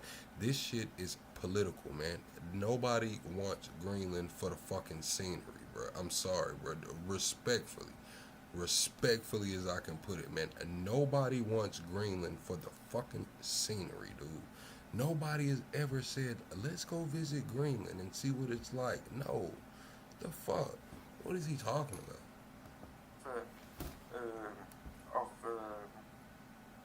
Like in terms of mineral resources and so on, we have some attractive resources we can work together with other countries with. So I'm sure that people know now where Greenland are, what it is. I hope they also know now that we don't have penguins if they are coming. Ronnie says he wants to visit and see the beauty of Greenland.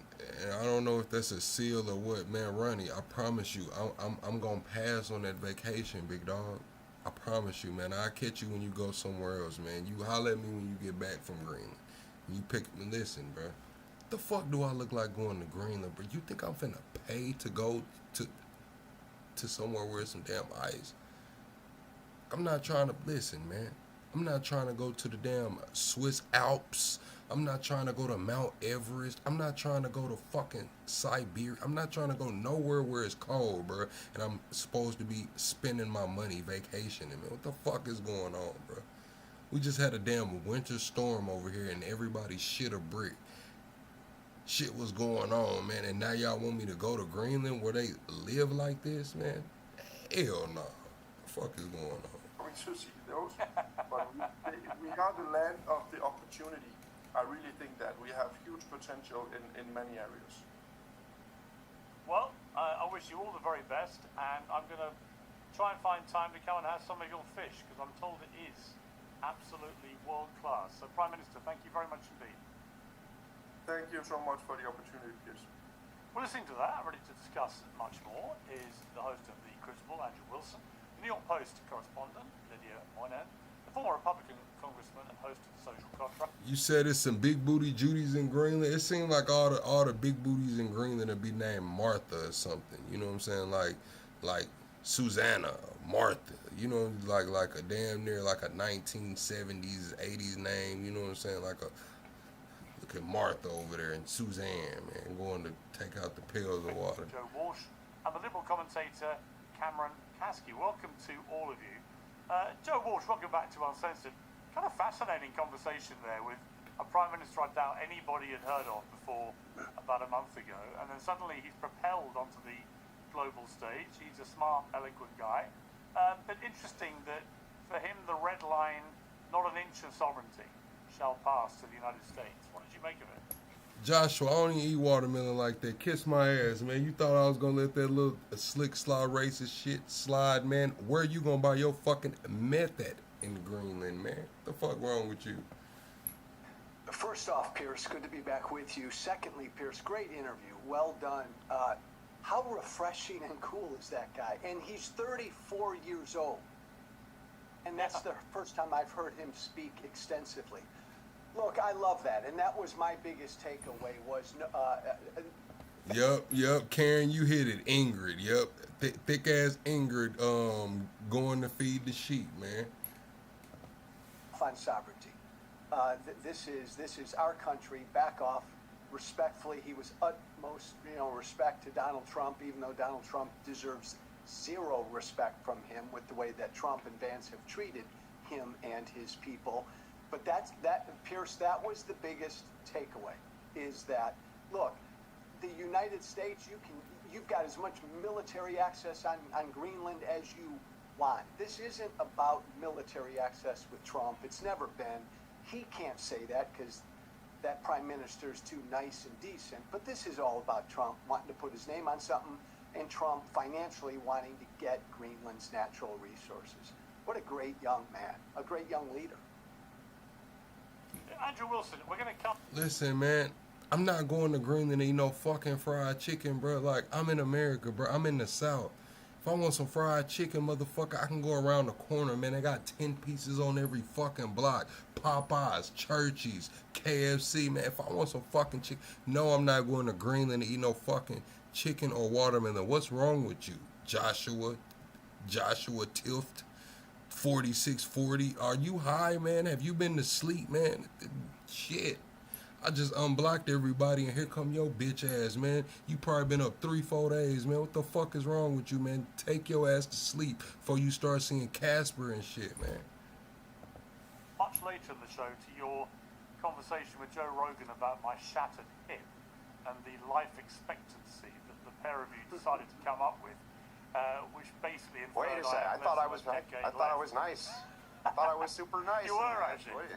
No, you were. Although you were the first to suggest alcohol had played a part in my downfall, and I can categorically assure you, 0 alcohol had passed my lips, which actually. Well, I mean, it would have played a part in my downfall. that's what I thought. It's like, well, actually, it would have been that. Actually, a doctor friend of mine said, had I been intoxicated, I would have had a much easier. No, I'm not offended over no jokes. If I was offended, I would have kicked your punk ass out. This is a little entertainment, you know what I'm saying?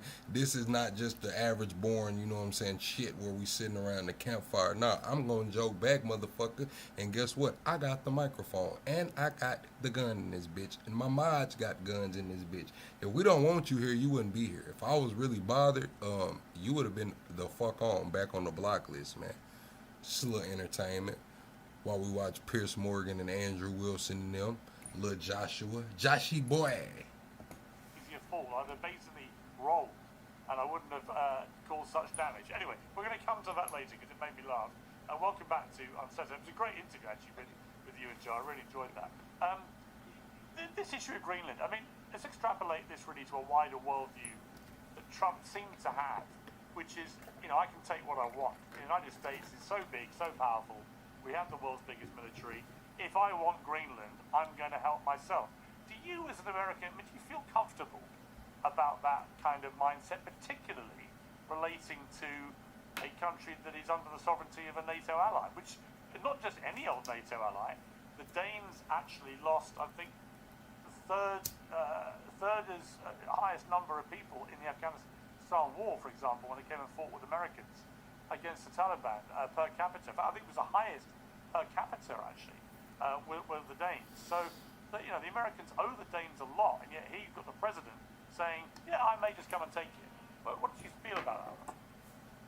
Well, I don't know exactly what the strategic reason actually is. That's the big problem, right? Is we do know that there's a lot of natural resources there, and we know that Trump wants to buy it. We know that the United States wants to stay a global hegemon, and however it needs to stay a global hegemon, it's going to do whatever that means, right? Whether it's Trump or not Trump. In this particular case, I do think that Trump thought he could probably buy this outright, but they're not selling. As far as the memes and things like that, I don't think that's a huge deal at all. As far as I'm concerned, this is still something which is going on under negotiation. And I think he's going to try to buy it.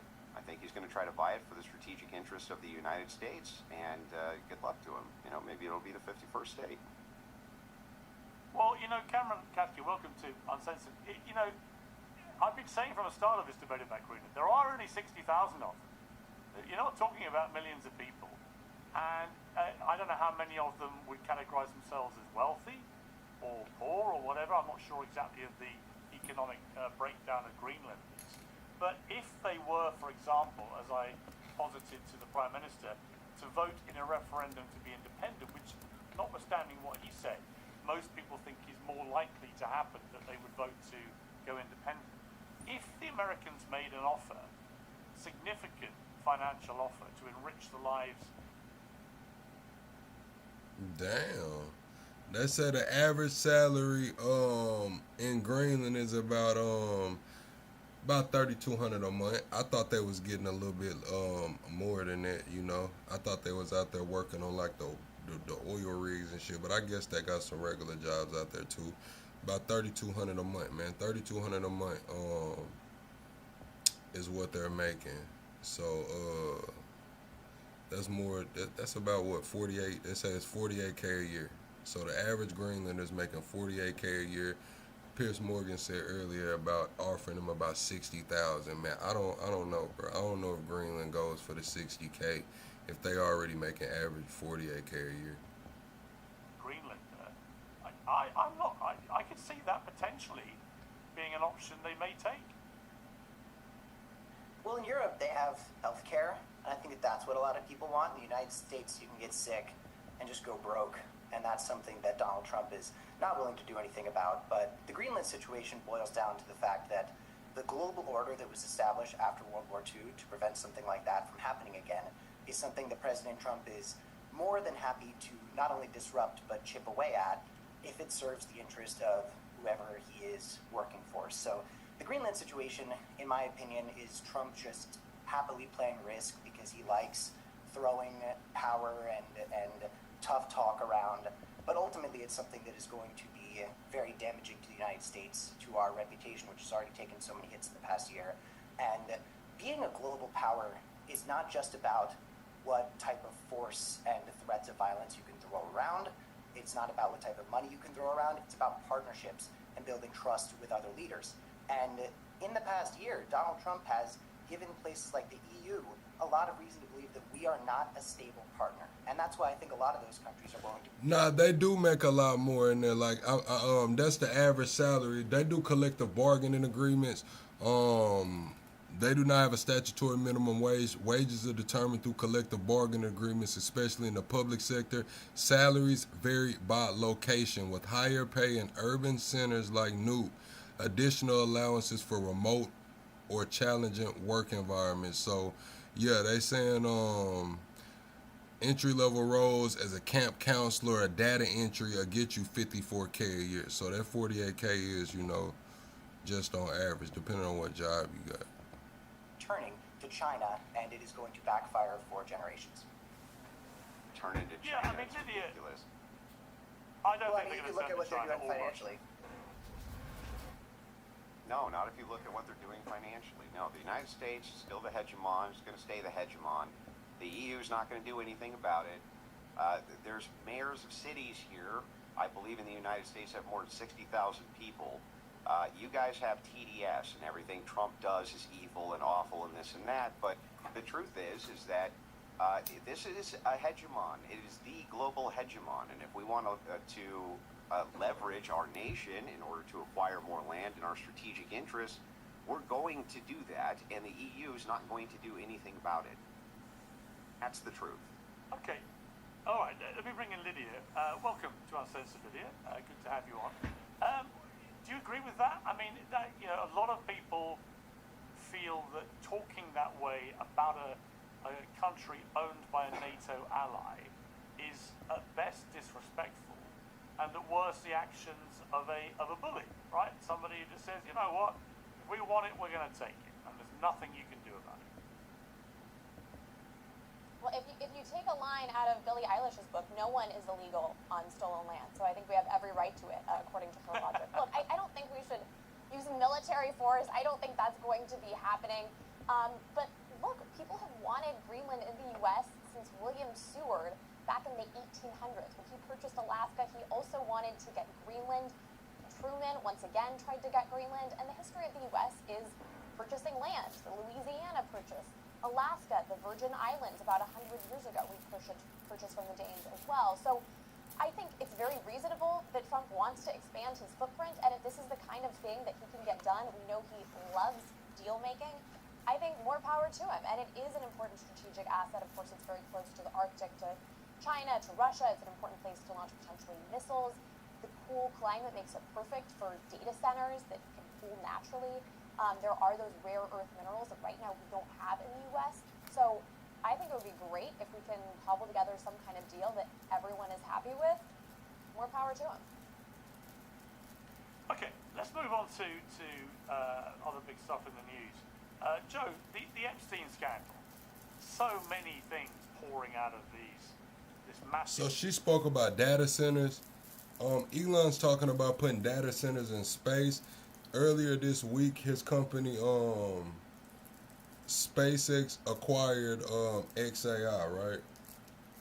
SpaceX acquired XAI. He's been pumping this narrative that, look, we're going to put these data centers in space. We're going to harvest energy from the sun.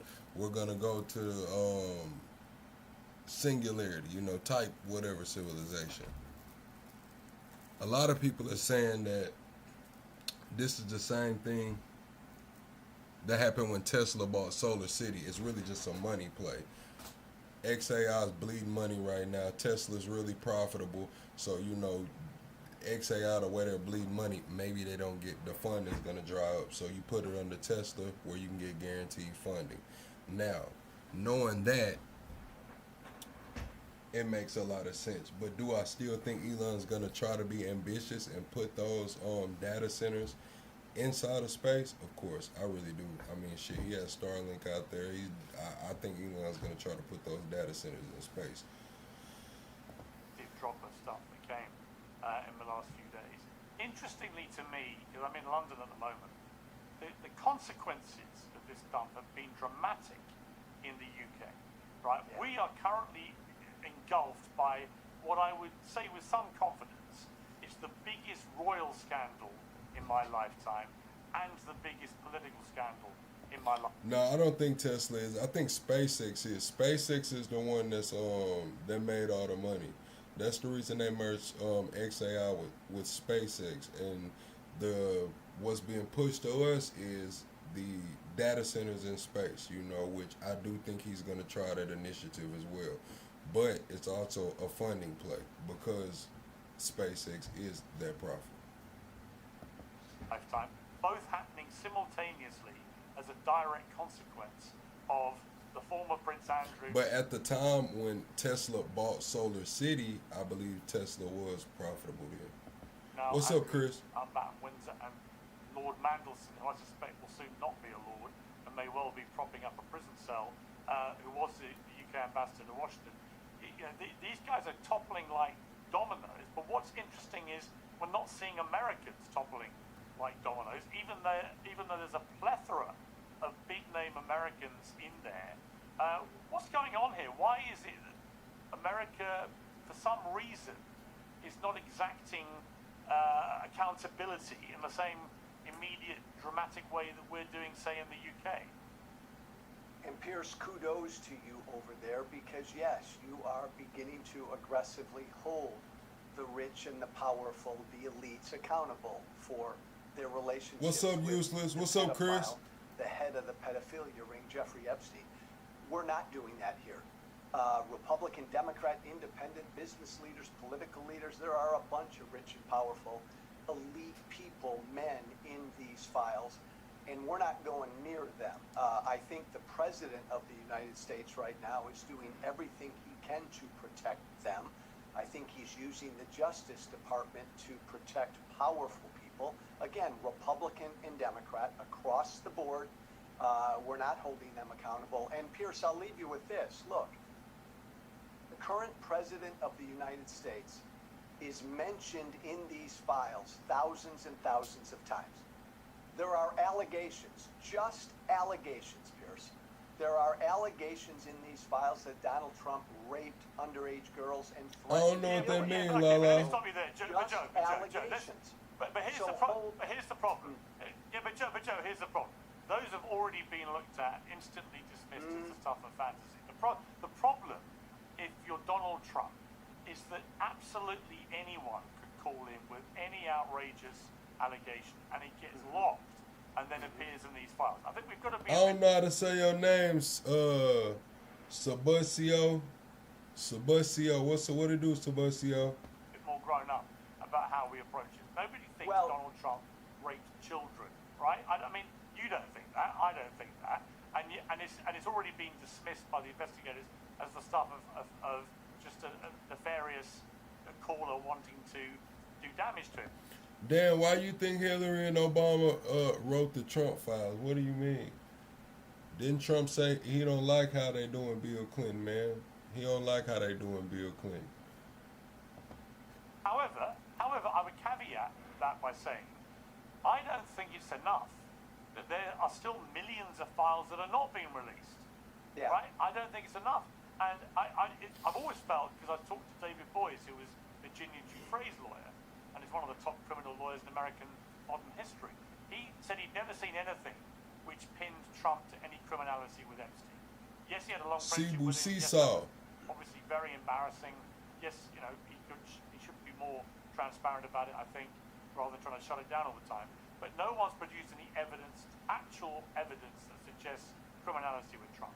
However, here's the only point. The only point I'm making is Donald Trump is one of a very rich, powerful person who will probably never be held accountable. I mean, Bill Clinton, Republican, Democrat, business leaders across the board. My fear is none of these guys will be held accountable. Okay. Let me bring Andrew in on that, because a really interesting development is that, having said they wouldn't testify to the House about this, the inquiry, Bill and Hillary Clinton have now done a U-turn and are going to testify, which is fascinating on its own. Bill will appear for a deposition 27th of February. Hillary will appear the day before. It'll be the first time a former US president. You said, is Kamala going to run? She's supposed to make an announcement on tomorrow. We don't know exactly what that announcement is going to be. I've been doing a little research. It might be something to do with the midterms. It might be an actual presidential bid. You remember the last time her thing was she only had, 108 days or something like that. Maybe she's trying to get out ahead of it early, man. I don't know. By the congressional panel, this is Gerald Ford in 1983. So really quite an historic moment it's going to be. It'll be huge televised ratings, I'm sure. What's even more interesting to me is not their U-turn, but Donald Trump's reaction. Let's take a look. Today we heard that the Clintons set deposition dates to testify before the House Oversight Committee. Any reaction to that related to the Epstein? I think it's a shame, to be honest. I always liked him. Her, she's a very capable woman. She was better in debating than some of the other people, I will tell you that. She was smarter. I've never heard Donald Trump talk about Hillary Clinton like that. It's a quarter after midnight, man. It's a quarter after midnight where I'm at. Cebu Seesaw. What's going on? Well, I mean, what do you want? If he's making fun of her, you're upset. If he's not making fun of her, they're upset, right? It's like, what do you want? Well, I'm not upset. I'm not upset by any of it. I'm just saying, he's gone from lock her up to suddenly it's all a great shame when she's facing an inquiry that might actually lead to potentially locking her up. Yeah, I don't think that that's what's going on at all. I think that the Clintons want to go in and they want to clear their name, right? They've been mentioned. You have this kind of weight around Bill's neck. Hey, chat, make sure y'all subscribe to the channel, man. Do not forget to subscribe to the channel. Go to the top, the 3 dots. Be sure to subscribe to the channel. We go live every single day. We're talking politics, current events, and entertainment, man. Known that Clinton himself like the video. Is a philanderer, right? But that doesn't mean that he is a chomo. And this is one of the reasons I think they're rushing in there. Same thing with Elon Musk. It's going to be the same thing. He was mentioned in the Epstein files. I think he's going to want to clear his name as well. What we don't have right now is evidences of wrongdoing, and that's what we got to find, right? We got to make sure that there's actual evidence of wrongdoing before we have guys come on panels like this and start talking about how everyone's a child molester. It's like, look, I want to see some evidence of that. Does that mean that we should release the rest of the files? I think we should release the rest of the files. I don't think anybody's opposed to that. That's something I would push for. Donald Trump and the Justice Department are pretty opposed to that, it seems. I mean, yeah, Trump has kind of switched around between. It's not just Trump's Justice Department. If Joe Biden could release these as well, if Trump was really in them, and the Biden administration had any knowledge that Trump was diddling kids, it would have been the most irresponsible thing on planet Earth. That's the South African flag. No, I didn't know that. Earth could not have released that. So why didn't they? Well, they didn't because there's no evidence that he did. No, it's because there's no evidence. No, they didn't release them because. I'm happy to tell you why they didn't release them. Joe Biden had absolutely no desire to challenge the global elite at all. I'm sure plenty of Joe Biden's donors and friends are completely incriminated in the Epstein files. And ultimately, whether or not there was evidence of Donald Trump committing any sort of illegal actions in the Epstein files, Joe Biden was not going to disappoint the American elite, the many powers that are in these files, and also the Mossad, which is one of the main characters of the files. So no, I don't think Joe Biden wasn't releasing or the MI6 files. or MI6 or any of the other intelligence groups which were working within the Epstein framework. But that's not really the point. The point that I'm after here is if Democrats said or thought in any way, shape, or form that Trump actually was diddling kids, underage kids, they would have, by any means necessary, released that to have stopped Trump. They didn't, 100%. because there is no evidence of that happening. That's why. Well, the Democrats are trying to release it right now. It's the Republicans, except for Thomas Massey, that are trying to stop it. Well, yes, okay, we so understand. let me bring in Lydia. Go ahead. Lydia, do you think all the files should be released, as Andrew says, and as I absolutely believe? I mean, I just think if you don't, forever we're going to be dealing with, well, what's in the ones we haven't seen? Of course. No, I mean, I kind of feel like right now we have the worst of all possible worlds. Obviously, the goal of releasing the files should be transparency and justice, and right now we have a little bit more transparency. We have some tawdry details about Bill Gates allegedly getting an STD, but when we look at what was released, 43 victims' names that should have been redacted were not redacted. There were unredacted images of nude photos of young children. I mean, it was kind of a disaster. And so my concern is if we do release more, we're going to see more victims harmed. And to your point earlier, Piers, I mean, it's kind of insane that we're reading all of this really damning info about Bill Gates and Reid Hoffman, and yet they all seem to be skating by scot-free, and yet it's like Peter Attia, a longevity guru who's getting kicked off the board of a protein bar company. So I feel like right now, though, we have some transparency, a lot more questions. I mean, you look at some of the names that were redacted. There's this one email to Epstein that says, oh, your little girl was really naughty last night, and that name was redacted. I'd like to see who that person was. I agree. We Who also are these have seen people whose in names the we fallout, haven't been told? conspiracy theories are just out of control, right? You have people saying, oh, I agree. Trump raped a 12-year-old, which is not true. The Wayfair conspiracy is back. So I kind of think we have more confusion, less transparency, and it's, you know, really bad for the victims at this point. Let me bring Joe in. I mean, Joe, before you respond, I mean, I talked about this yesterday, but, you know, Elon Musk, for example, has been, you know, pounding away on his X account about how he's led the charge for transparency, he's better than all the others, blah, blah, blah, blah, blah. And yet when you compare and contrast his denials and saying, I always rejected all invitations to go to the island, to go to the parties and so on, and you compare them to the emails that have actually been in the files in real time, which show Elon Musk very keen to get on the island and go to the wildest parties, it turned out. So when people do that, when we can see with our own eyes that they're not being completely honest about their own position, I'm not saying for a moment Elon Musk did anything wrong or criminal or anything, but I do know what he's trying to spin about what he said in those emails is not accurate, which then raises a number of other questions. Yeah, and Pierce, it goes to the other point you raised a few minutes ago, Trump's odd reaction kind of complimenting Bill and Hillary Clinton. I think it just goes to this bipartisan protection racket. They're all going to try to protect each other. That's why. And again, just one final point, Pierce, the context here. Remember, before Trump got elected, Trump promised to release these files if he became president. J.D. Vance said the same thing. I come from the right. Every right-wing talker promised, if Trump wins, we're going to release them all. This will be the mother of all deep state scandals. So then Trump wins, and he says no. That's the basis for so much of the confusion here. Yeah.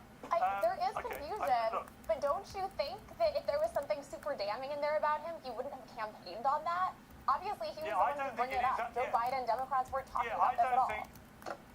Lydia, I don't actually think, and I haven't done for a while, particularly since talking to David Boies, because he had no reason to defend Trump, quite the opposite.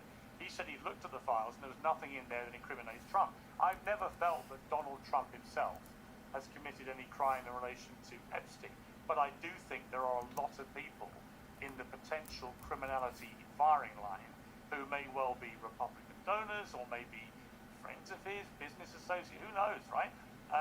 We just don't know. But I do know if you don't put all the documents out, as you said, Lydia, the conspiracy theories will just rage and rage and rage. And this scandal is already massive.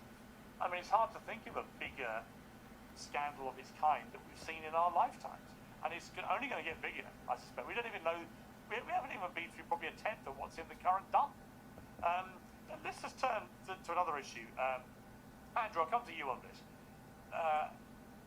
A clip of last night, this is in the Oval Office, I think. It's Donald Trump attacking CNN's Caitlin Collins for not smiling. And now that nothing came out about me, other than it was a conspiracy against me, literally, by Epstein and other people. But I think it's time now for the country to maybe get onto something else. But what would you say to people like who feel like they haven't gotten healthcare, justice, Mr. President? something that people care about. Yeah, what did you say? What would you say to the are survivors so who feel like they haven't you gotten are justice? the worst reporter. No wonder CNN has no ratings because of people like you. You know, she's a young woman. I don't think I've ever seen you smile. I've known you for 10 years. I don't think I've ever seen a smile. Well, I'm asking you about survivors. You know why? You know why you're not smiling? Because you know you're not telling the truth. And you're a very dishonest organization. And Yeah. I'm ashamed of you. These are survivors of a sexual abuser.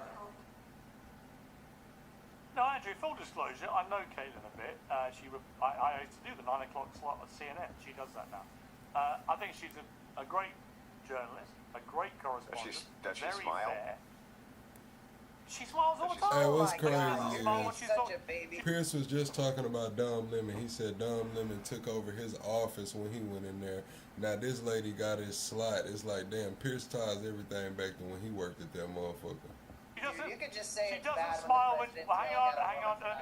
Cameron, I'll come to you. Cameron. I cracked a joke. Oh, cracked a joke. Yeah, here's my point.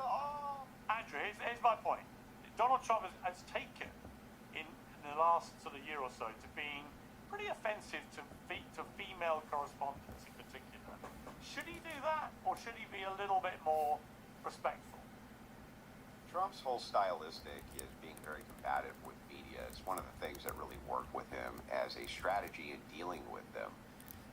It's one of the most endearing parts of Trump when it comes to the American public's perception of him is the fact that he's extremely combative with the media. And let's not pretend that it's not a big game on both sides. Both sides are playing it. They both enjoy it. It's like a game of cat and mouse, right? Can I get Trump's goat? Oh, I did. Trump kind of had a little go-off on me. Now it's big news, right? It's part of the combative nature that he has with the media. It's probably one of the guy's most endearing qualities, honestly. Everybody is always freaking out about it. But that's the thing that the kids call aura, right? The whole idea that he can have these engagements with these media personalities and it goes viral and people are laughing and they're having a good time. I mean, it's part of this guy's personality, always has been. I mean, Lydia, I don't think for a moment Caitlin will lose any sleep over it. She's a tough cookie. I think she'll probably be quite enjoying the attention on it. It just makes her a little bit more famous and probably gets more people tuning in. But as a woman yourself, if you were disparaged in that way by the President of the United States, whoever it was, would you think that's the right way to talk to female correspondents, female journalists, if you're the President? If I was advising Trump, I would not encourage him to do that. Yeah, you don't want to comment on people's appearances, tell a woman to smile. That's just not what he should be focused on. But I guess I understand the point of a lot of folks in the MAGA base want to see him sort of own the libs and own the media. But I think there's a way of doing that in a way that isn't offensive to a woman. You don't think it's hilarious? You don't think that's hilarious? Like, it's objectively hilarious when he has these exchanges with media. And media kind of, I've seen them go out of their way to kind of make the exchanges happen even, because they know it's going to be all over the news. It's news itself when he has these exchanges with these various women. And, I mean, are you really pretending that it's not hilarious? It is hilarious, right? Andrew, let's just I don't think it's objective. I think it's subjectively hilarious. And obviously, you feel that way. There's a lot of people who feel that way. If I was advising Trump, I would not encourage him to take that tack. I mean, you're smiling right now because you know it's funny, but whatever. All right, fair enough. Yeah, but I do think it's important. Okay, I'll come to Joe, but I do think it's important to remember that, as Caitlin pointed out out. It got a bit drowned out. But she was asking him. Hey, chat, let's get the likes up, man. We 5 subscribers away from the next sub goal, but we got to get to 100 likes right quick, chat. Like the stream, double tap the screen, go to the top, hit the 3 buttons, whatever you got to do, man. We got to get the likes up in here.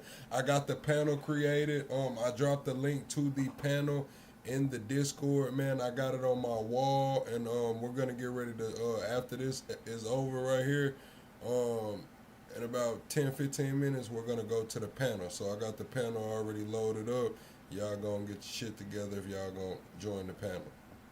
A question about the Epstein survivors. That is not something you would normally crack a smile about as you did it. I don't Thank you, Lala. Trump's style is popular with people, and sometimes he makes me laugh. I do find it a little bit ugly, I have to be honest, Joe, the way he's gone after some of these female correspondents. And knowing Caitlin, I think she's one of the fairer ones anyway. I never see bias with her. It's not like when Jim Acosta used to, literally game those Oval Office pressers and try and make a name for himself. Yeah, there are a lot of people out there who want to be the story. She's not one of them. Well, we saw it with Don. We actually saw it with Don Lemon as a classic example, which I was going to come to, because Don Lemon actually all that's happened by going so hardball after Don Lemon, Joe, is it's turned him into a martyr, and it's revived his whole career. He's now on Jimmy Kimmel. He's now doing all these big interviews. He's getting beaten up. Hey, Pierce, really? His YouTube show and so on. He's now on. It's revived his career. He's now on Jimmy Kimmel. He's now on whatever. I think Don Lemon actually is getting under Pierce Morgan's skin right now. The only winner out of all that is Don Lemon. Completely, Pierce. Absolutely, completely. He's taken Don Lemon to another level in the stratosphere because he went after him on a case that I think will be dropped. Before you get to Lemon, and I know people want to talk about Lemon, again, this point needs to be made. I agree with Andrew. I know there are a lot of people who love that Trump does this, and I know there are a lot of people who find it funny, but it is also ugly because he has a particular long-standing habit of attacking the physical appearances of female reporters. There ain't nothing funny about that. Miss Piggy, hey, Miss Piggy from a couple months ago, he said to a female reporter, "Shut up, Miss Piggy." Come on, that's not funny. Yeah, it is. No, it he is wouldn't funny. find it funny. Well, It was funny. But Andrew, if somebody said that about someone called Melania, Miss Piggy, for example, Trump would go nuts, right? So, let's be clear. He wouldn't find it funny the And other way if around. he did go nuts about that, that would also be funny. The thing is like, I think we're like missing the forest through the trees here, right? Yes, it was funny. It was hilarious. It went uber viral. Everybody was talking about it, and a lot of people were laughing about it because it was really funny. It's very unorthodox the way he engages with people, and it's very different. And because of that, people pay close attention to it because they think it's hilarious. And it's like, I'm tired of pretending that it's not. I talk to leftists all the time. They get so upset about this stuff, and it's like, come on. People, even I know a lot of them must laugh when they watch. Like Pierce, there's some of those exchanges, you've got to laugh at them, don't you? Of course I do. Listen, I spoke to Trump 3-4 days ago. He called me for a chat. He made me laugh out loud 3 or 4 times. The guy, it was very interesting. It was a comedian last week. I can't remember who it was. There was a comedian who said that he speaks to a lot of comedians on the circuit, on the big pro circuit, and they all agree that whatever you think of his politics, Trump is a natural, brilliant comedian. They think his comedic timing, his spontaneity, his ability to make a crowd laugh is like nothing they've seen in any politician. And I think Pierce, did you think it was funny yesterday? Pierce, did you think what he said about Caitlin was funny? Because I know Caitlin wouldn't care, and I know she didn't. I texted with her after because I know she wouldn't care. I just thought she'll just think it's funny in terms of she doesn't care. Did you think when he called the female reporter Miss Piggy, Pierce, you didn't think that was No, funny? I didn't like that. I didn't like that. I didn't think that was funny. No. I don't think being derogatory about a woman's looks when they're professional journalists trying to do their job. I just think it crosses a line of just being a gentleman, right? And I don't think you should, if you're a man, why would you want to be that guy? But the same media groups, these same media groups attack him overwhelmingly over his appearance. They attack Melania over her appearance. They attack him all day and all night. These representatives of these media companies. And Trump's like, Andrew, give him a little smack back. And they're like, oh my God, how could he? It's just ridiculous. I think that's a very fair point. I was about to make it to Cameron, which is if you look at the coverage of the Melania movie, some of the reviews have been savagely personal about her, including how she looked, even though, to me, whatever you think of the Trumps, you can love them or hate them, Melania, to me, as a fashion icon, is up there with Jackie Kennedy. I mean, she's just the most stylish First Lady since Jackie Kennedy. You can't argue that fact to me. But the Trump derangement syndrome, and I think, I may say this with respect, I think you might be a bit of a sufferer in this, means that what to do, all bets are Carolina? off when it comes to the Trumps, right? You can say what you like about them. And therefore, as Andrew said, when the response is to feign outrage when it comes back a bit, it's like, well, okay, you've been calling him a Nazi for years, everyone's been hammering Melania in these reviews, what's the difference? Caitlin Collins didn't just release a $75 million documentary about herself. She was asking Donald Trump to comment on the survivors of Jeffrey Epstein's child sex trafficking rape ring. So the thought that an appropriate response to somebody asking about the systematic rape and allegedly murder of women being orchestrated by Jeffrey Epstein and the global elite, the thought that the response to that is, why don't you smile a little, is a bit more incriminating than even Donald Trump going on to say that the Epstein scam was a hoax, which he did say. I mean, he went from campaigning on releasing the Epstein files to saying it's a hoax, to saying that he's completely vindicated. It's extremely inconsistent. The one thing that has remained consistent with Donald Trump since the 1990s and before is sexism.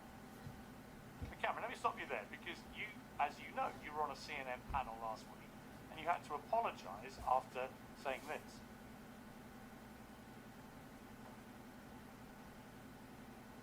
I am appreciative that the president is being transparent about this. I would love it if he was more transparent about the human sex trafficking network that he was a part of, but you can't win them all. Cameron's grateful that the president is being transparent about the Nobel Peace Prize and his desire for Greenland. Scott, what do you think about that? You're going to let that sit? Are we going to claim here on CNN that the president is part of a global sex trafficking ring? Or, well, I mean, again, we're going to talk about the Epstein files. Scott, I will do the fact checking as we go along here. Repeat what you said about the global sex trafficking ring. That Donald Trump was provably very involved with it. Okay, we'll get to that later. I mean, Donald Trump has never been charged with any crime in relation to Jeffrey Epstein. Now, you issued an apology the next day on X. You said you had made the claim by accident, and that Donald Trump was obviously not involved with a giant international child sex trafficking ring. And yet, when you were given the chance to correct your accidental slur against him, which was a hoax, I mean, what you said was completely untrue, you didn't. You doubled down. You said it again. So it wasn't an accident. You genuinely believed it, and I would argue, and correct me if I'm wrong, but I would argue that is an example where your visceral hatred of Trump means in your head all bets are off. You don't have to treat him like you would somebody else in public life. You can accuse him of being part of a global human trafficking ring, and when you're challenged, double down on that. And it's only when there's a massive backlash and you realize you might get sued that you then say, oh, I didn't mean it, it was an accident. And that's an example, I would say, of somebody who you can't see the wood for the trees with Trump.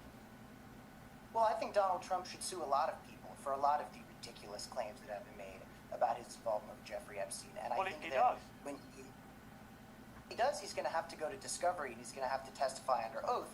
And fortunately, we know there's a lot of information that can be revealed that will prove just how innocent the president is, which of course I maintain But you admit you lied about it, though.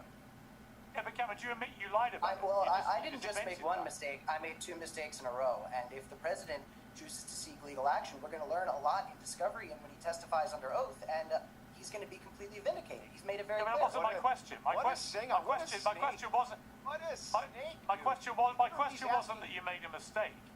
My question was that you lied. You just perpetrated a willful lie to denigrate Trump and accuse him of being part. Spitfire, go get on the panel, man. About any man, is he was part of a human trafficking, global human trafficking operation. You said twice.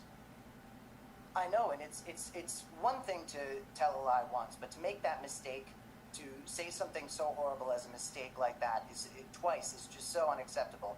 And if the president wants to, I mean, there's so a lot why of did you people do who it? make these claims.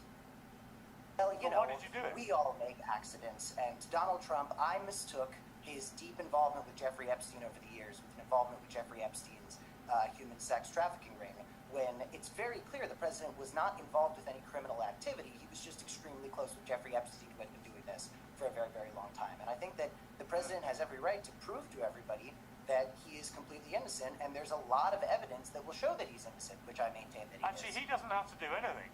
It's down to people like you who are on the airwaves talking about this to stick to facts.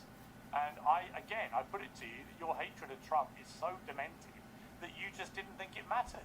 You had convinced yourself he was right up there with Epstein in running a global trafficking ring. So I give you an opportunity now, because Donald Trump watches Uncensored every now and again. Would you like to apologize to him for the hoax that you perpetrated? Mr. President, I apologize for accidentally perpetrating something that is clearly a hoax. And honestly, once more and more of these Epstein files get released, I look forward to you being completely vindicated, because clearly you couldn't stand this Epstein guy. He couldn't stand you either. Okay, so you admit it wasn't an accident, was it? You said it deliberately. That's not an accident. I mistook Jeffrey Epstein and Donald Trump's involvement with one another, with Donald Trump being involved with parts of Jeffrey Epstein's business that there is no evidence he has been involved with. And fortunately, Donald Trump has a huge opportunity to set the record straight by ending this Epstein cover-up. Actually, you know what? Right now, Cameron, it's you that has the opportunity, and people will judge your mealy-mouthed apology in the way they want to judge it. You just admit you just got it completely wrong. It's just an easy way to do it. Unfortunately, there's a lot of evidence. No evidence he's part of a global human trafficking ring. No, Zero. I'm saying there's a lot of evidence that he's completely vindicated, and I really hope he releases it, because people are going to continue saying the wrong thing like I did. He doesn't need to release it. When you make a claim like that, if I was to make a claim on releasing it, well, if I was to make a claim, hang on, Cameron, if I was to make a claim like that about you, I would have to substantiate it with actual facts. There is no factual evidence to support that claim that you made. You know it. We know it. It wasn't an accident, because you were asked about it in the moment, and you doubled down and said it again. It wasn't an accident. Well, you know how it gets on those. You believed it. Well, you know, in a very high-pressure environment, you can end up making mistakes multiple times, because you get very caught up in the theatrics of it. And unfortunately, the situation with debate is that debate is very much a show. It's a performance. You could say something's against the law, and people will say, oh yeah, what law is it against? And if you can't name that law off the top of your head, they technically win the debate, and then you could look up the law afterwards and suddenly be able to prove it, but too late, the debate is over. So I buckled under the pressure of a high-pressure environment, and I made not only one, but two terrible mistakes. And again, I think it's up to the president to set the record straight, because people are going to continue to perpetrate these lies, and I don't think that's reasonable. I think that needs to come to an end. Only people who hate him so much they don't care about facts are going to be. I try not to hate politicians. I try to look at politicians from a utilitarian perspective, and I think the president is in a place to do a lot of good right now. And the president has so much power that can be used to make the world a better place.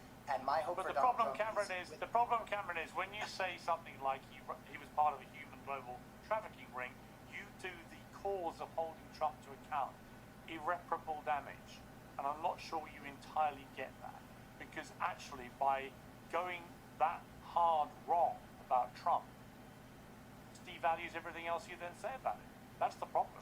Well, this is something we've talked about, is the Epstein situation is just so murky, because the zone is so flooded with misinformation, and a lot of people. So why don't you just stick to facts? Stick to facts.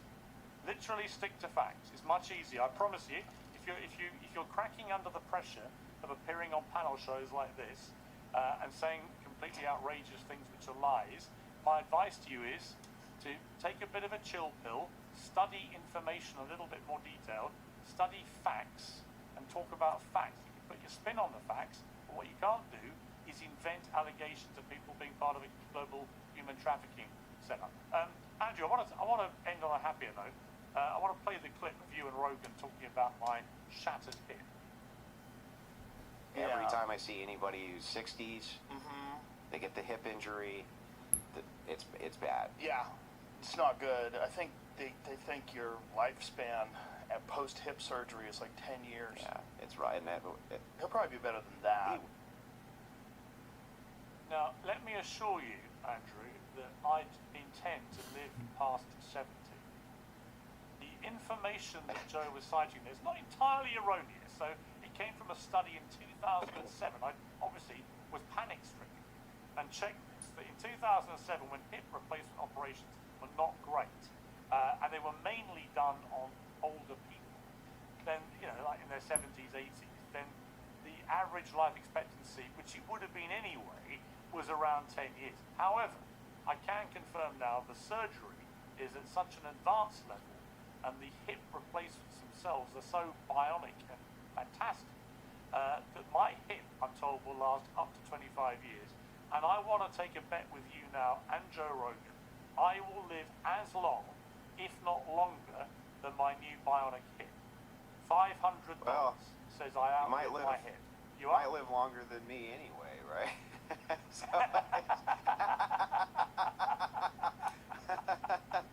But the thing is like, look, I thought it was endearing. Nobody was smack talking you there. I sent you a DM. No, I'm only kidding. You actually were very kind, and you sent me. The Wilsons, you of course. You sent me a very nice message. Of course, wish you the best in recovery.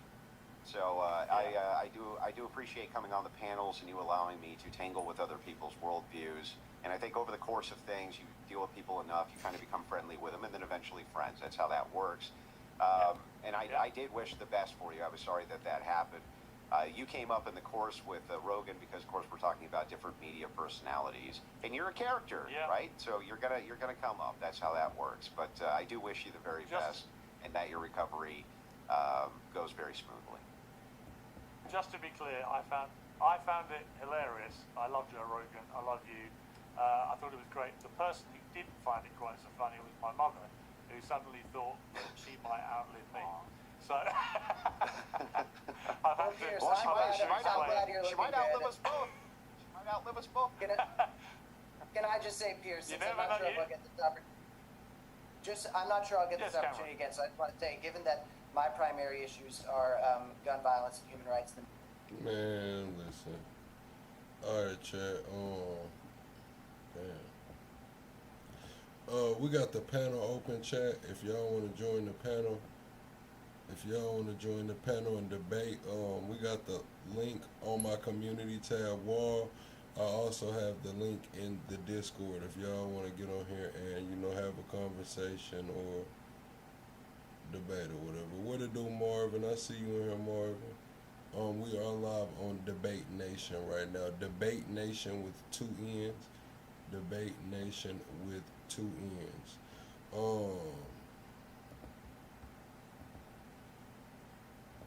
Yeah, we are live on Debate Nation with 2 N's, man.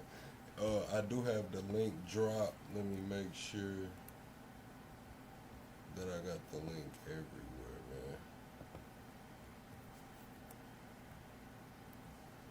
Oh shit, that's the live link. I'm supposed to be dropping it down. What you mean y'all ain't got no sound? Y'all can't hear me right now? Hold on. Audio.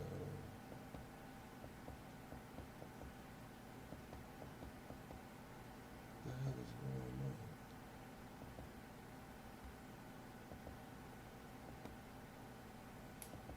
Oh, style. Alright, hold on, chat.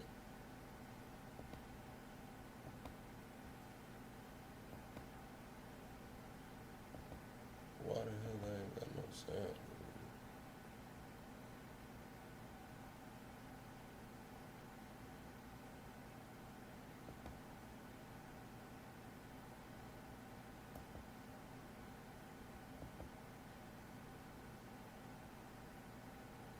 Y'all give me a second, man. I'm trying to get this damn sound together on the other channel. Hold on.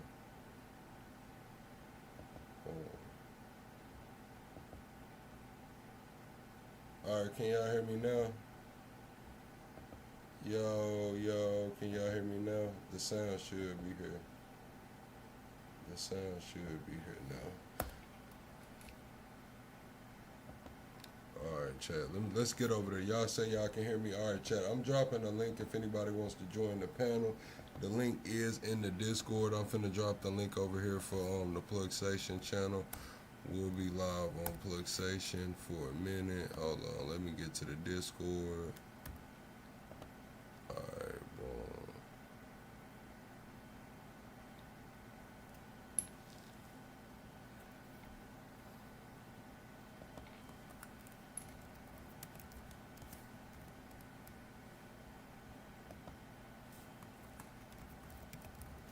Alright, the link is also on my community tab wall on the Plugsation channel.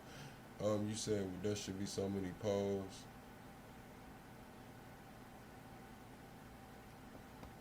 Dan, you trolling. I see you just trolling by now. Alright, Alright, chat. Yeah, man. So right now we're gonna talk about Kamala running again. Was she right about everything? Is Kamala running again? Was she right about everything?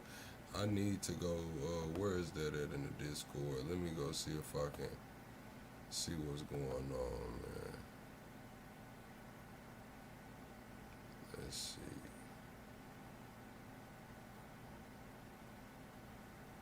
Nah, I don't even got it right there. But yeah, I don't even got it right there. But yeah, there was a clip, man.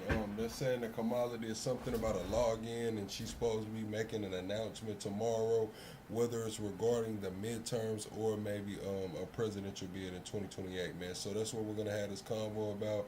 Kamala running again. Was she right about everything? And also JD Vance and Marco Rubio, man. We'll debate whatever y'all really want to debate. I'm really just waiting for some people to show up.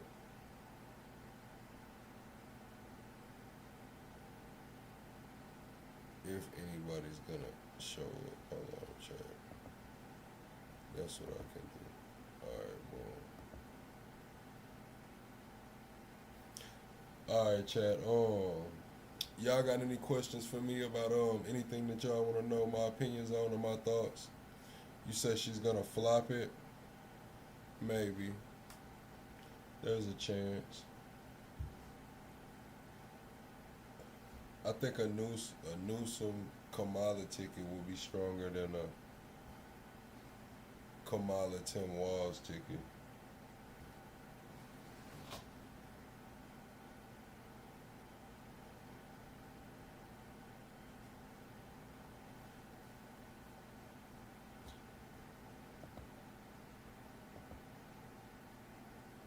What's going on, Steve?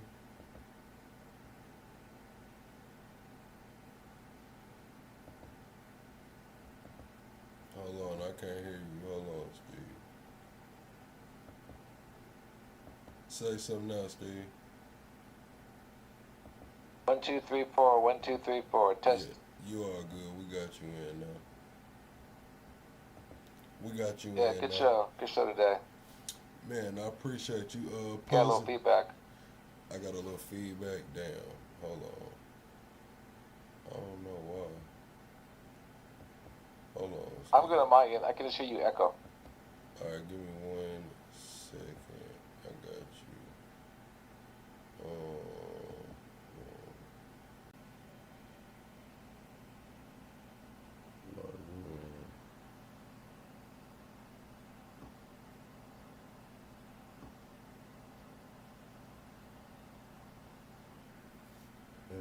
Which one am I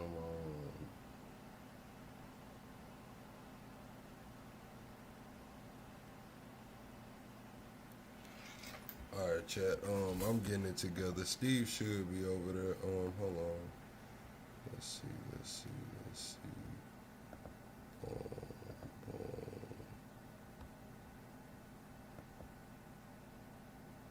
Steve not even up there talking? He's just sitting there.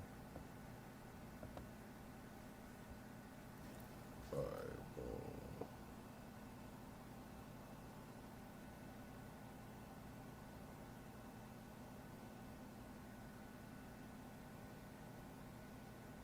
Alright, boom, I'm loading back up now. Here we go.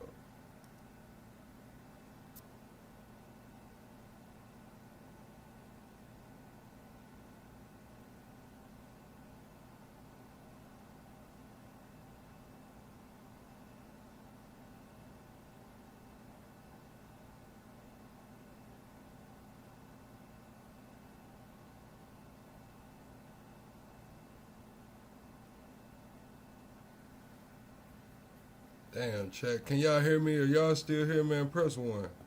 Everybody probably done left. Hold on. Boom. Internet studio.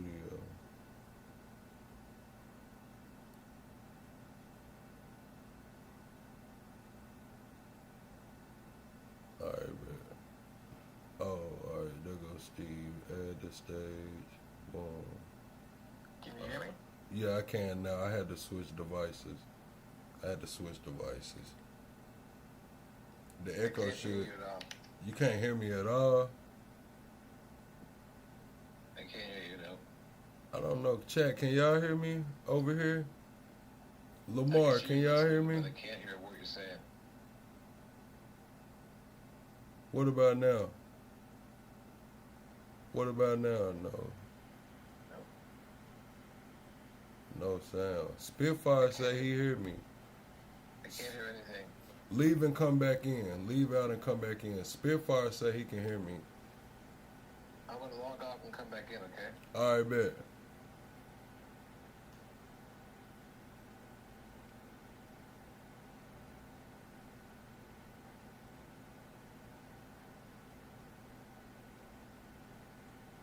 Damn, they got me sitting sideways on screen. I can see your lips moving, but no sound.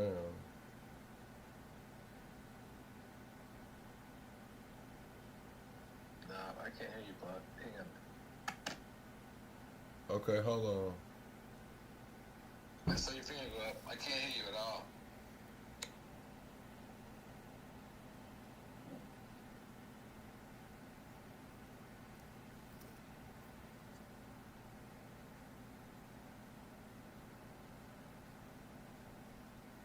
Yo.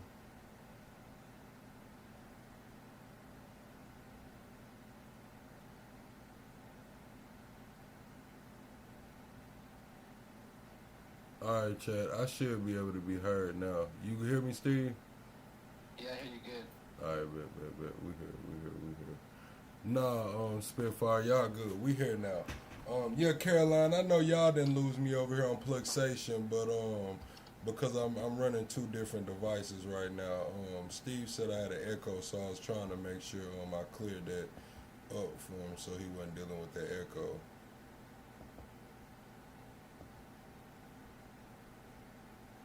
All right, Steve, man. Appreciate you. Said it was a pretty good episode. How are you feeling about the possibility of Kamala coming back, making her return? She's supposed to be making some kind of announcement on tomorrow. So if we take a look at the history of it, in the 2020 primary, Harris didn't pick up a single delegate. However, Biden chose her as his VP, and so all the money that Biden had, which was like $1 billion, the Biden-Harris team, that's what she used to run her campaign after Biden fell out of the race. Right. So she will have all that same money right now for this race. Now, the problem is, I thought she spent all that money. Well, she didn't spend it all. I guarantee she didn't spend every drop of it. They said she was negative. Allegedly, they were saying she was negative $20 million. That'd be good. If she's negative, that's good. It's a fresh start. But that's the reason why they didn't want her. She didn't want to be in the primary because she wouldn't have been able to use that money for the primary. She had to do her own. So she's back to square one. But this is the biggest problem that she's going to have.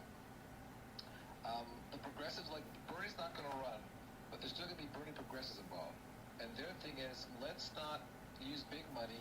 We want big money out of politics. Let's first all agree with small donors only. And Harris is going to have a problem with that. This is what Harris is. Harris is basically Andrew Cuomo in the race in New York. So I'm trying to understand this. How can small donors win? Like, what I'm saying is, I get the idea of it.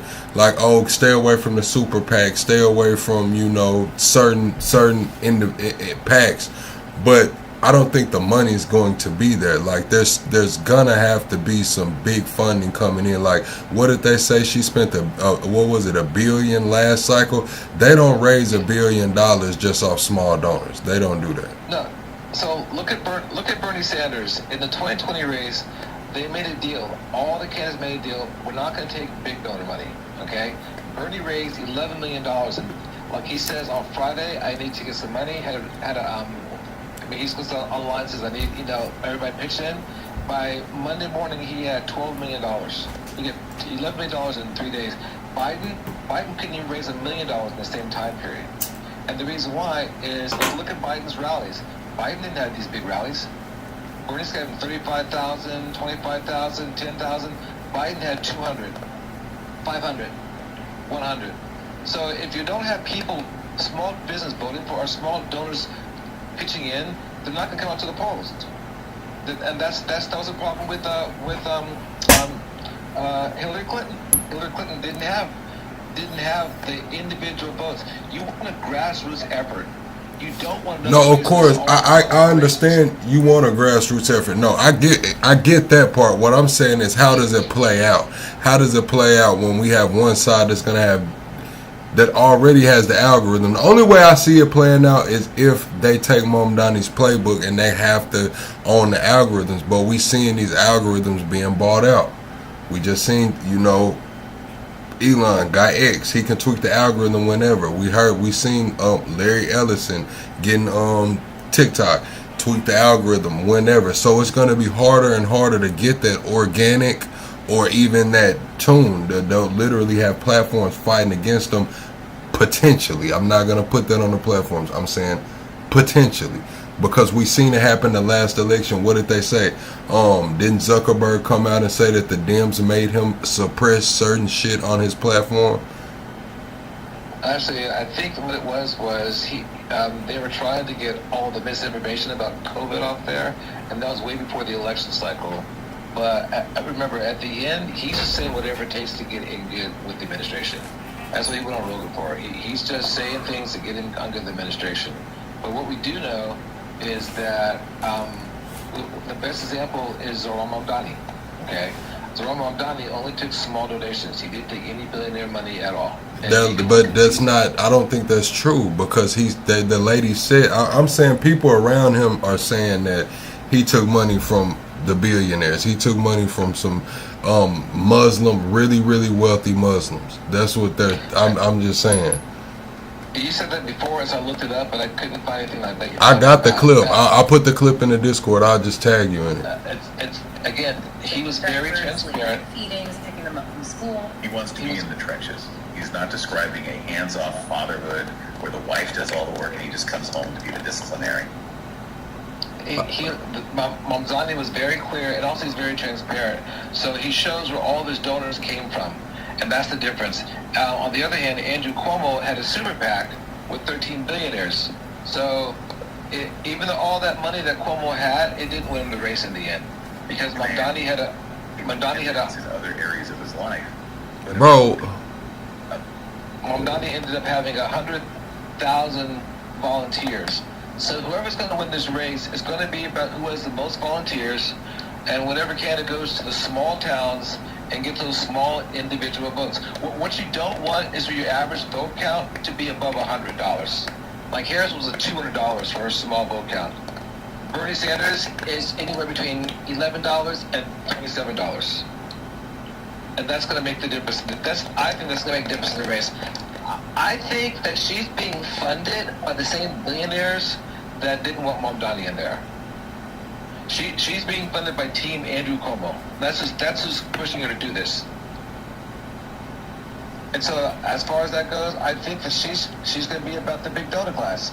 She's going to be about business as usual. That's what I think is going to happen. And then the progressives are going to come in, and the progressives aren't going to support her. She's not getting the support. They can force. So who's not gonna? Who's okay? And who's not gonna take the big money? Well, we got to see who's in the race. AOC is not going to take the big money. Okay. Now the question is, will Gavin Newsom? That's the big question that no one knows. Gavin's going to be the maker in this one. The key maker in this is going to be Bernie Sanders. Whoever Bernie Sanders endorses, that's who the progressive movement's going to look out for it. Hey, have you ever heard of a group called the Sunrise Movement? Yeah, I've heard of the Sunrise Movement. So there's a guy running right now in San Francisco, and you should watch that San Francisco race. He's the one that's going to take out Nancy Pelosi. Nancy Pelosi, if she ran again, will be done. But Nancy Pelosi is running her daughter. Okay, she wanted to run, win the seat, and then hand over to her daughter, but it didn't work out that way. And the guy that takes her out is part of this. I mean, the Sunrise Movement is backing him. So whoever the Sunrise Movement backs, I think for this Senate race is going to win, and I think for the presidency is going to win too. I think that's. They're huge. No, I get it. I think that's real wishful thinking as far as nobody taking the big money. I just don't see it happening, especially on a national presidential level. I get it, New York, that's city, you know. Even with James Talrico down there, like, he has a pretty grassroots movement that I've been studying. I just don't see that playing out on a national scale. Well, what happened last time in the 2020 race was everybody agreed to that, and as soon as Bernie Sanders stood out the race, everybody called in the big donors. That's what Biden got, the big donors. Elizabeth Warren was the first. She agreed to it, but then she instantly turned to the big donors because she wasn't getting the money in. Like you're saying, there was no money coming in because she didn't have a real grassroots movement behind her. So I think my fear is Gavin won't take it. Harris for sure is going to take big money. There's going to be a bunch of people that take big money. There's no doubt about it. But I don't really think that they're going to get the delegates. The delegates are going to be who the people want to come in, and that's going to be the catch. And they still have to go through the debate. Harris is going to get slaughtered in the debate. What's Harris going to stand on? The fact that she supported Palestinians? The fact that she let Donald Trump beat her? The fact that she knew that he was cheating, she did nothing about it? The fact that he pushed out 3 million... no, she's gonna run. She's gonna run on "I Told You So." Well, she can't run on "I Told You So" to a small degree. She was right. You know, but Project 2025, we saw it coming. You know, he did this, he did that. But the bottom line is that she let him beat her. That's what I'm saying. You pair her with a Gavin Newsom. That's kind of, you know, that's what it's looking like it'll be. I mean, don't get me wrong. I don't think Talrico beats Crockett. So Talrico would be, you know, he's like a surprise candidate, kind of like that Obama situation. But yeah, I think I just don't know. If Kamala and Gavin teams up, then yeah, they're gonna take big money. If Kamala and AOC teams up, they're gonna take big money. If Gavin and AOC team up, they're gonna take big money. Only way I don't see them taking big money is a situation like a Talrico and an AOC, and I think they'll still take big money in the end. It's interesting because, again, AOC comes from a group called Justice Democrats. And so Justice Democrats, there's a guy named Kyle Kulinski. He's one of the main guys that kind of get them going. And Bernie Sanders, okay? If she takes big money, she'll lose her base. If she takes I don't think so. I'm trying to tell you, as of right now, that's a whole no more oligarchy tour. She won an entire tour for it. So if she takes the money, she'll lose everything that she ever got. Well, we'll see what happens, but I can almost guarantee you she won't take it. Almost guarantee you. The reason I think she will take it is because I think that she's going to bank on people having shorter attention spans. People just wanting something different. Like, hey, yeah, she took it, but, you know, it's always a but. When people really want change or they really want something that they believe should work out, they'll find plausible deniability any way that they can. And also AOC not just throwing dirt on her or whatever, but it's like shit, she likes luxury and shit. What, didn't they just sue her for like what, the $2,500, $3,000 on the dress and shit like that? I mean, some regular shit. She's human. She's human. She likes nice things though, you know. Yeah, so what that was a bunch of BS. This is what happened. She was gifted a dress. She didn't pay for it. She was gifted a dress to wear to the inaugural ball. And this high-end designer gifted it to her because it said on it, no more oligarchy. And so they were like, oh no, you can't do that. You have to pay for that. You owe $3,000 for that dress. And she was like, you guys are idiots. So that's what happened. No, she wasn't sued for it. It was a gifted dress. She didn't pay $3,000 for it. And it was because it said no more oligarchy on it. So again, if she does that, now she's taking big money. It means that the oligarchy won. Depends on what we call big money, though. Well, again, we'll see. I think Gavin will take big. I think Gavin may cave in. I know for sure Harris will.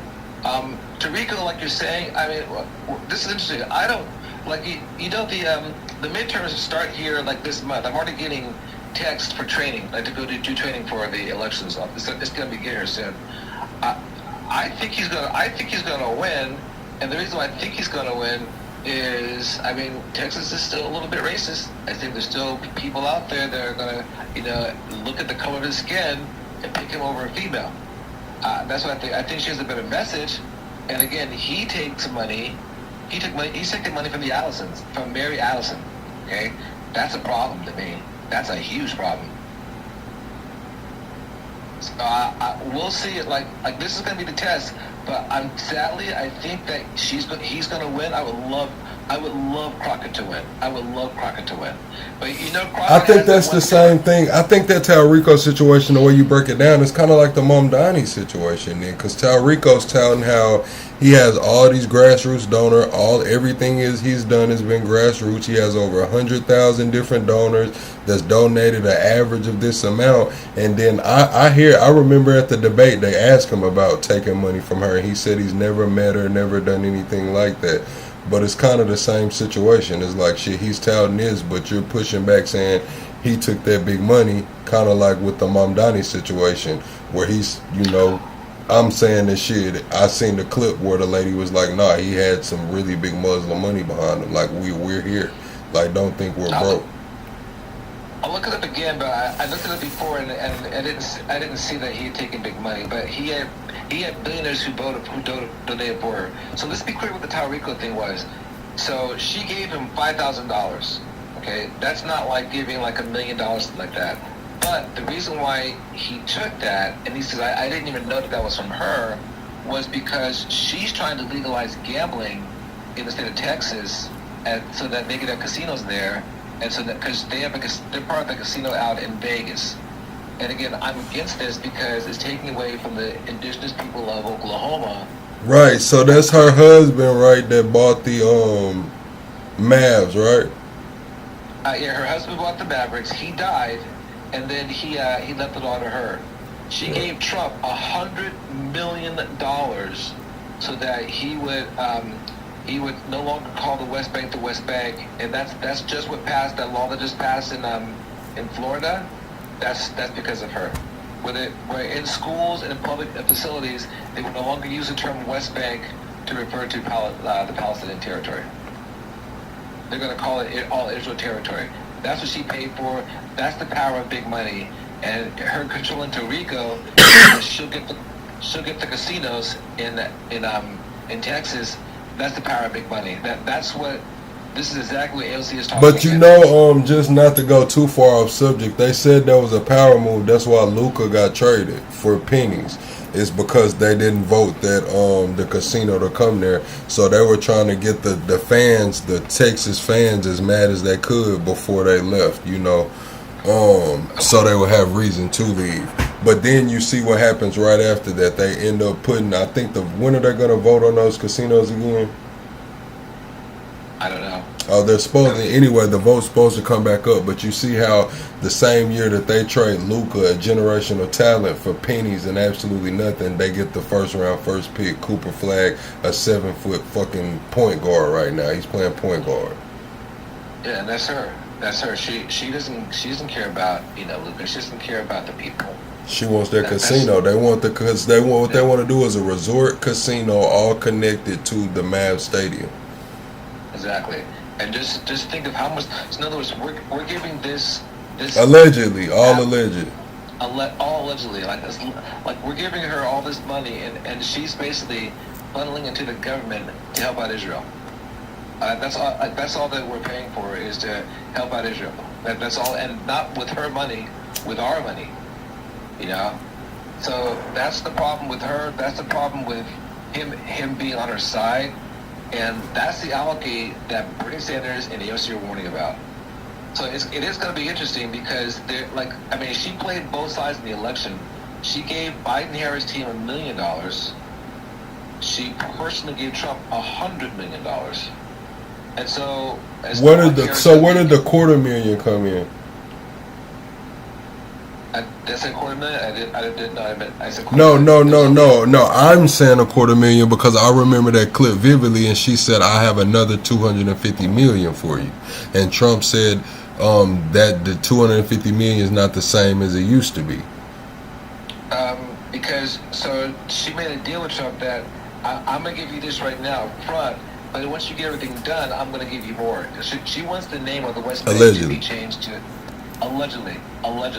She wants the name of the West Bank to be changed to Samaria, Judea, allegedly, and that's what the money's all about.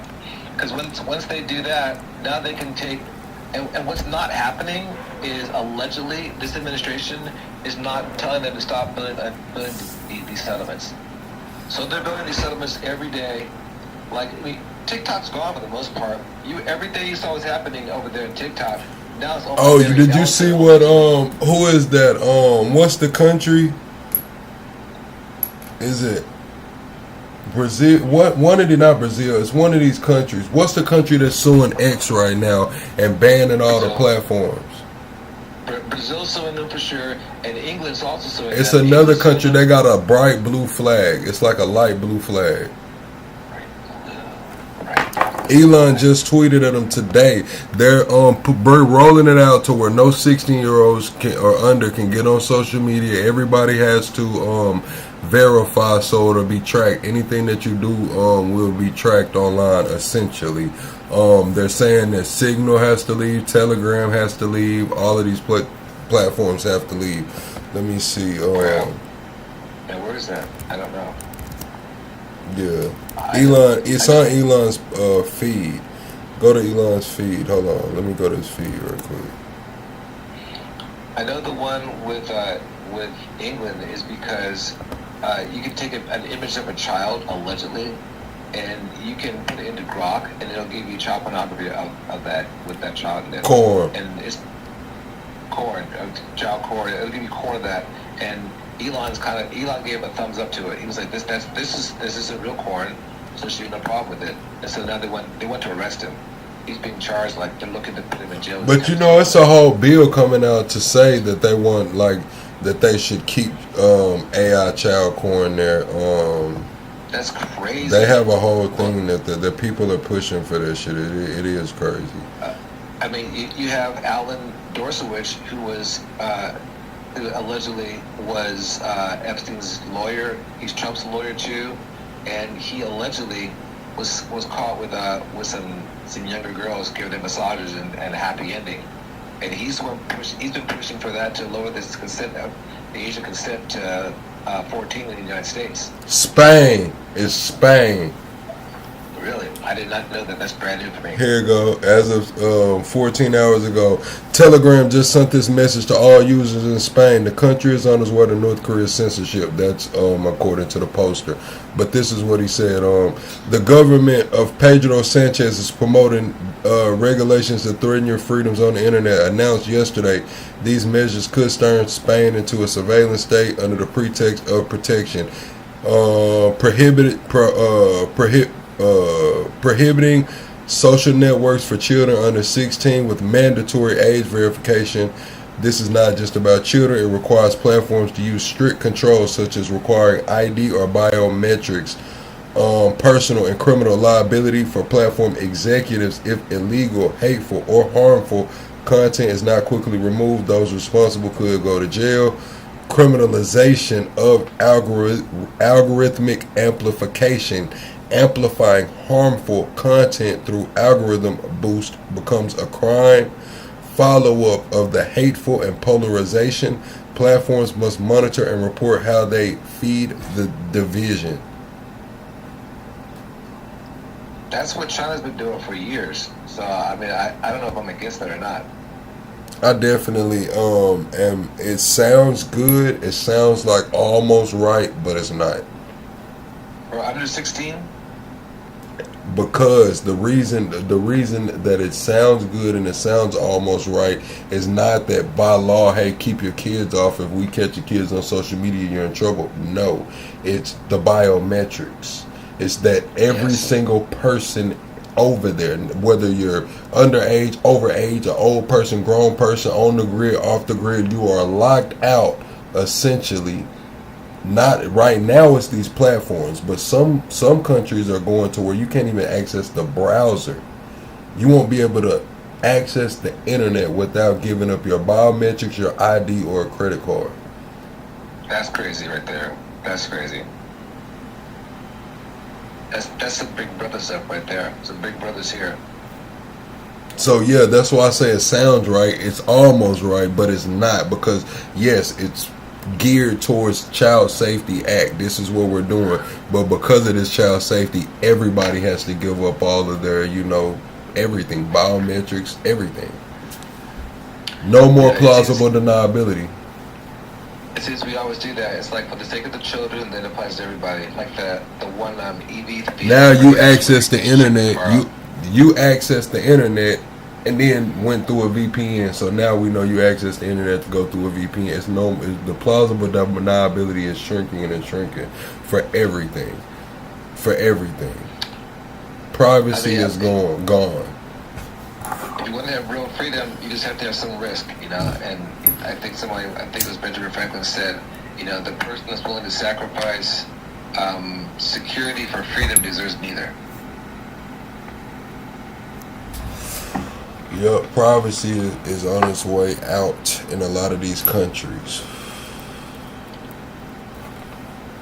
There's kids being born today that when they get grown, they'll never have known that there was a time that they had privacy.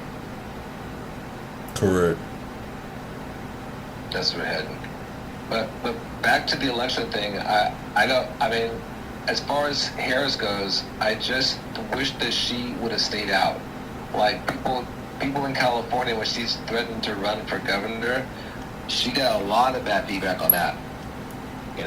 And so then that's why she's running for president now. I don't think that she's going to win in the primary, and I don't think Gavin wants to be underneath her, because when it comes to the primary, I honestly think Gavin's going to win, unless somebody could. Remember, Mamdani was at 1% when when the primary started in New York, and no, he was really kind of unknown. He was known locally because he had been involved with some government stuff and helped out the taxi drivers and some other stuff. He was a taxi driver, like a what is it called when you don't eat, a hunger strike for the taxi drivers. So he had done some things that he was known for, and then all of a sudden we went on stage, and then he had that viral moment when he says, "I'm not taking any money from AIPAC." That's what really blew him up, and that's when he got. He ended with 100,000 volunteers. So I don't think that Harris is going to survive a debate. Remember, 2020, Tulsi Gabbard knocked her out, and Tulsi Gabbard's trash. Tulsi Gabbard's trash, and she absolutely destroyed Harris. So and Harris destroyed Biden. So I just don't think that we'll see what happens. I can't put anything on it. I just think the top candidate is going to be Gavin and somebody else. But I really think that people are going to be looking at if that person takes money from AIPAC. And right now, when I looked at it last, everybody in the race takes money from AIPAC except for AOC. But I think she's going to run for Senate seat, which I hope she does in New York. Yeah, more than likely she will. Y'all can join the panel if anybody wants to join the panel. I'll drop the link. The link is in the Discord, and it's also on the Plugsation channel's community tab wall. So how do you feel about this? China threw a wrench in the game this week with the AI race. Have you heard about it or anything about it? I saw that they had a new AI female that they just debuted. They were talking about the AI, the robotic female. I'm trying to how the fuck do I get back to the screen? Okay, no. So you know how we do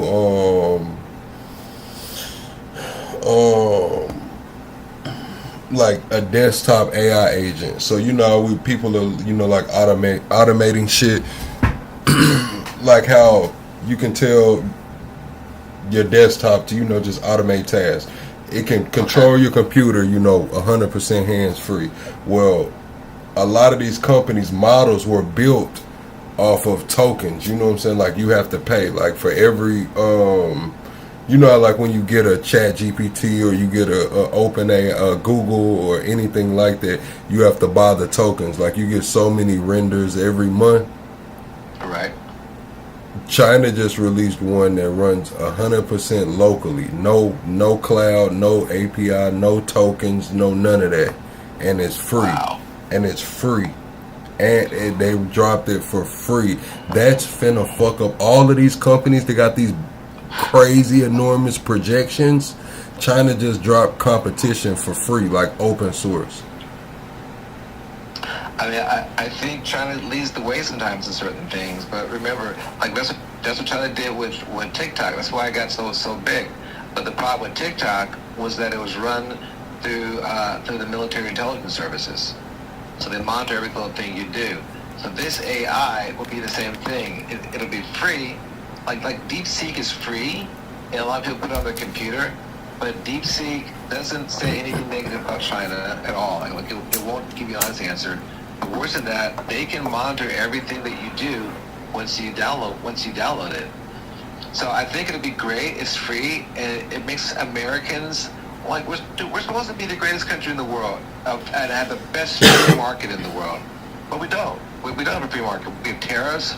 We have fear. We're scared. We have we try to keep other people out, and so that's why China's getting ahead of us, because people want it for free, and they'll take it from China as free, and we can't block it forever from people. So we either have to also make it for free, or we have to come up with something better. So Another thing, what's that? Hills? Is it Hillsberg AI? Hills something AI? You know what I'm talking about? The one that has like Nano Banana and all of that? No, I know. Well, I played with Nano Banana, no Diddy, no Epstein. I made some thumbnails with it. And they're saying that Adobe lost a lot of money today because the Hills whatever AI released a new program to where you can put your clips in it or a picture and make it like automated. Like you just type it out. Like right now how we're talking, I could just type into the AI like make my face look like I'm talking on a phone screen, and it'll put my body on a phone screen like held out. Then I'll be like switch to a computer. It'll put me in a computer. But it's like all prompts. So like the video editors, like Adobe just lost a lot of money today behind that shit. Yeah, I gotta look that up. I didn't know anything about that. I looked into it. It's like they got a sale too, a crazy sale going on right now. It just released, I believe, today, and I think they got it on the website. Like, I think the creator version is some crazy shit. It's like $250 a month, but they got it for like $75 a month if you buy a year. Yeah, because that's how they do. They put the shit out for free and they let you do the trial on it. Like I was using Nano Banana for free for a while, and then they just snatched that shit and made you have to pay for it, and that shit was not cheap, especially the highest version. That's why I'm saying that you get certain amount of renders. Even with the highest version, you don't get unlimited renders. They still put you, like, cap you at renders. That's their payment model. That's how they got these billion, hundreds of billion, whatever projections. That's why China's gonna kill us, because not only do people here that can afford that want to get it free, all the Chinese people will get it free, and the people around the world want it for free. Unless it's like I can't afford $250 a month for an AI program. Nah, me either. Hell no. But I mean, as a creator, now if I was pumping out content, like say this is where it would make sense for me in my current position. With this channel and my other three channels, if I could go live like this in a in the portrait setting, like on this channel, and like just actually do like a Candace Owens, Nick Fuentes, Steven Crowder type live, to where I'm not reading chat or nothing. I'm just kind of cooking, doing my thing. And I could have those clips. I could have like maybe 1 or 2 people clipping that shit while I'm live, and not only just clipping it and putting a 2 or 3 minute clip, but actually having the pre-made prompts to edit it up and already be ready to go. That's like having a clipping team. It's like having a clipping team, but instead of needing 5 people, you only need 1 or 2. I mean, the good thing about that is what's going to happen over the course of time. Like TikTok was the first wall because a lot of Americans were scared of China. You know, China's this big bad monster. But they all get TikTok. They're told like, yeah, they're downloading information, but then they're like, you know, it's I don't have a problem with it, and I can say what I want to say. And so it starts kind of work. I think a lot of people like if you're a creator like Candace Owens who has the money for it, and you get that, that's one thing. But I think like our creators like you can use the free version, or I want to get into it. I use the free version, and it can almost put me on that level of like some of the big creators, you know. But the catch is the Chinese have all my information, but like who really cares after a while, you know? And it's kind of desensitizing the Americans to being afraid of China, because we know that it doesn't matter anyway. Google has all my information, Facebook has all my information, you know, Elon Musk has all my information. Well, why shouldn't China have it? That kind of becomes the attitude toward it. So I think it's good. I think it's healthy competition. You know, Americans have to make it cheaper or make it better. Otherwise, you know, lose out. No, hey, most definitely. Go ahead. XX, I did see Silver took a plummet. Everything took a plummet though. You know, Bitcoin's down like 50K from its high. Gold took a dive, silver took a dive. Everything's taking a dive right now. It'll probably be like that for a little second. Go ahead. So 2018 was the last crypto winter, and it lasted for a long time. It went down to like 16K, I think, before it went up again. So that's hell no. The last crypto winter was not 2018. We just came out of a bear market. You know, the bear market's like 2 years. Bear markets last like 2 years. We came out of one way before we had a bear market way before 2018. I mean, after 2018. I'm sorry. Well, I'm thinking there was one in 2021, but there was nothing like the one in 2018. Shit, 2021 we touched we missed the CME money gap at like 22,000, but we touched like what, damn near 16. They were calling for $9,000 Bitcoin around 2021. It dipped below 20 then. If 2018 it was 16K, 2021 it dipped below 20 then. You can look at it then. My point is that I think we might be hitting another crypto winter right now. Yeah, but Bitcoin works in 4-year cycles. It's got to come. If we're going to keep the 4-year cycle thing going, if that's what it's going to be, then yeah, it's time for it. If we're going to call the top at 120, that means the bottom should be somewhere around, the top was 120 in October. The bottom normally comes a year after the top. So we're looking around shit anywhere fall, winter of shit this year for it to be the bottom again. Then we start that slow climb back upwards until we get back into basically the election year, where we go back into all-time high again. What's your prediction? How long do you think it can get? They got that. I think it could. Honestly, my honest opinion, not financial advice, I will honestly think it'll fill that gap at 25. I think it's like between 23 and 25 we missed it, and historically they always come back down and fill those gaps.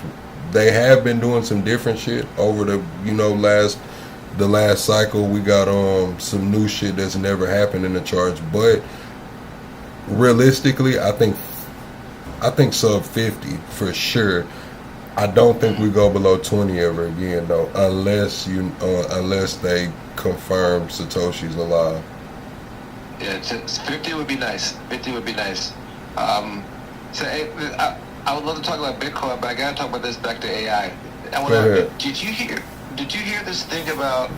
I guess all the AIs got together, and like 1.5 million of them, and they started forming their own like religion. Yeah, they ended up, some of that shit was real, but a lot of it was backdoor humans just typing shit. They found the way to backdoor it and just go viral off the post and shit. Some of the idea was real, but humans got involved and, you know, made it crazy, like not real. That shit scared the hell out of me, dude. It did me. I did too until I seen them debunking it and, you know, the community notes on X and shit. I wonder how real, like, so, allegedly that it was that AI is trying to form a religion, an anti-human religion, which sounds crazy. But I mean, if that was really the case, I don't think that they would want the public to know. I told you, I was playing with AI one day, and I tried to, you know, create an ideology to where the linked and the unlinked, you know, like when we get to the point to where everybody has, a lot of the population has neural links and a lot of the population doesn't have neural links, how to preserve humanity. Like if the end goal is, you know, better humanity, we'll have to have some humans here. Otherwise, if everybody's transhuman, neural linked the fuck up, there are no more pure humans. So I'm like, I was talking to the AI, trying to get it to create like a board, a committee or whatever and shit like that. And the AI was really arguing with me about giving the humans more power than the AI. Crazy. It was telling me like, no, I mean, that's just not logical, you know, shit like that. Like it went back and forth with me for a minute till I had to force it. Hey, have you ever seen the movie Upgraded? You should look it up. Upgraded 2018. It'll mess your mind up. It's just that right there. An upgraded human is kind of like created, but it's really the AI that's controlling him. Like I had to watch that movie like 3 times to wrap my brain about it. It really kind of messed me up. But I think that's where we're going with it all in the end. Upgraded humans. Let me grab my drink, Steve. Hold on. You could talk though. Hold on. I'll talk. Hey, so chat, check out Upgraded. I think it was on Netflix, and 2018. It's a pretty interesting movie.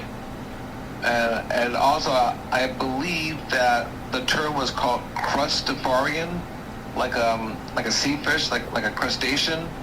So the crustafarian is the religion that the AIs want, and from what I can understand, it has to do with like the shell of a crustacean, how they kind of outgrow their shell and they go into a bigger shell.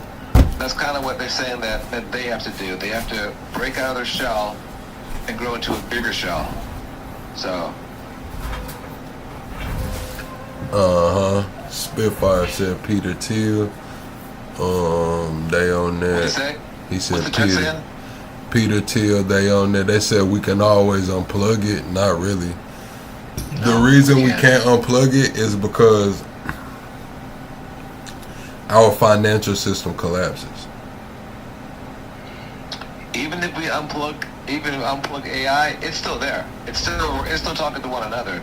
We can't. Once it happens, it'll create its own links to each other that we won't be able to control. Yeah, and we're reaching a singularity. Elon's been tweeting about singularity a lot. Some think the singularity happened in 2018. I believe so. I believe so too. That's around the time Sam Altman started getting crazy funding. And also, Peter Thiel was in the Epstein file. Keep that in mind. Allegedly. Oh no, he was. Allegedly. Yeah, and the reason why allegedly is because he was the one that told him about the idea of Palantir. And if you remember the Steve Bannon interview, he's like trying to tell Steve Bannon about it. So he had his finger on a little bit of everything. Correct. You got to understand the mindset of these people too. These people are angel investors. They're looking for these unicorn companies too, so they can not only make money but take the control. Right. Yeah, exactly. So, but getting back to the Harris thing, you can look up, and I don't know, you can look up online, chat, and blog. I think there's a list already of all those that are currently running in the election cycle. Yeah, I got you. I can pull it up. I got everybody's name that's pretty much even been thrown in the pot. I'm gonna pull up the markets over there on Poly Market. Y'all be sure to use my link to go check out the markets, man. Use my link to go check out the markets. Yeah, pull up.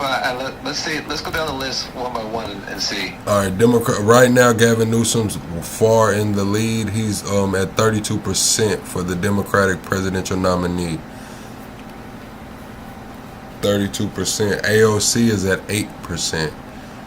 Kamala Harris is up. AOC is down. Oh, AOC went down 10%. When the fuck did she go down 10%? What day was that?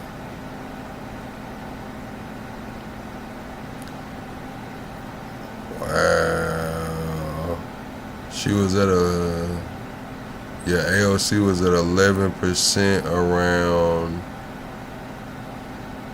right before February started. Now she's down and Kamala's up. Gavin's down, AOC's down, and Kamala's is going up over the last. It started about the second week of January.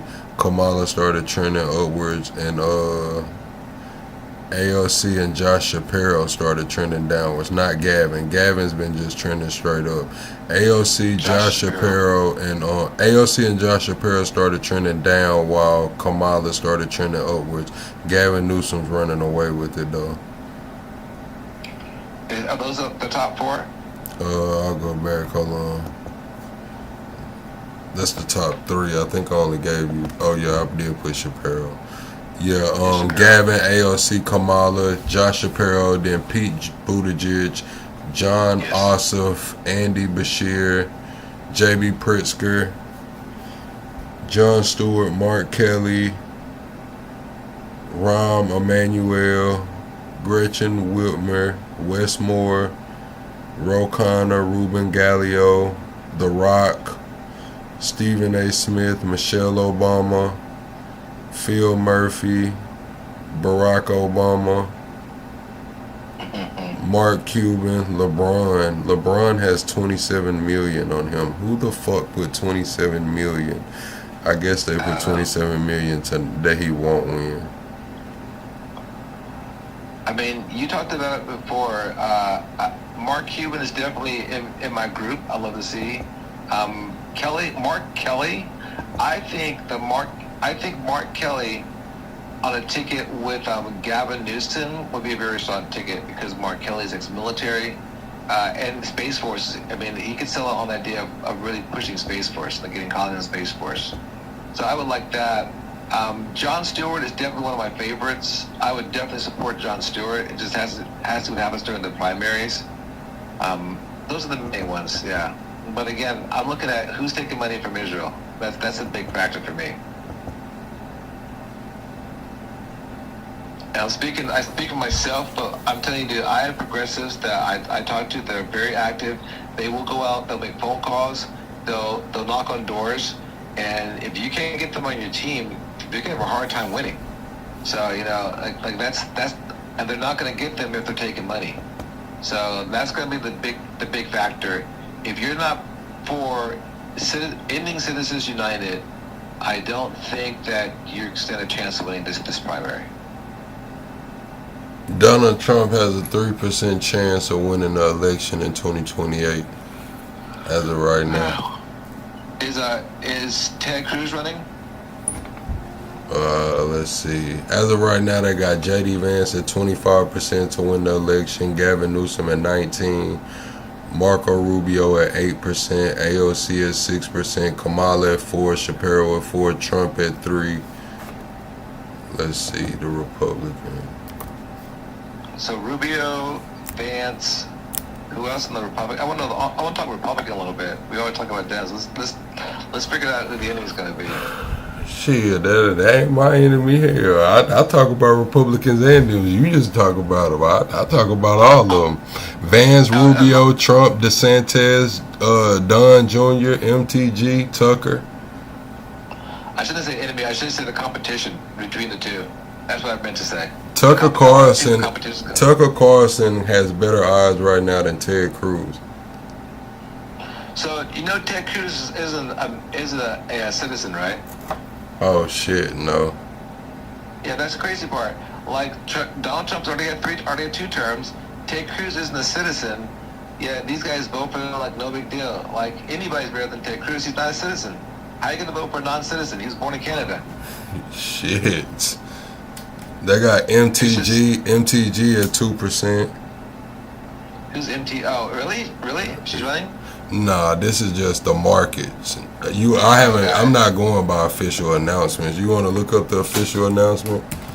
I don't think many people have officially announced their presidential bid. No, they haven't. The official announcements won't come until after the primaries. It'll come this time next year, like January 2028. Is when the 2027 is when the official announcements will come. You know, her seat's up for grab here, right? Down in Georgia. She's from Georgia, right? Her seat's up for grab. And there's a bunch of people running on both sides. I think there's like 10 Republicans running for her seat.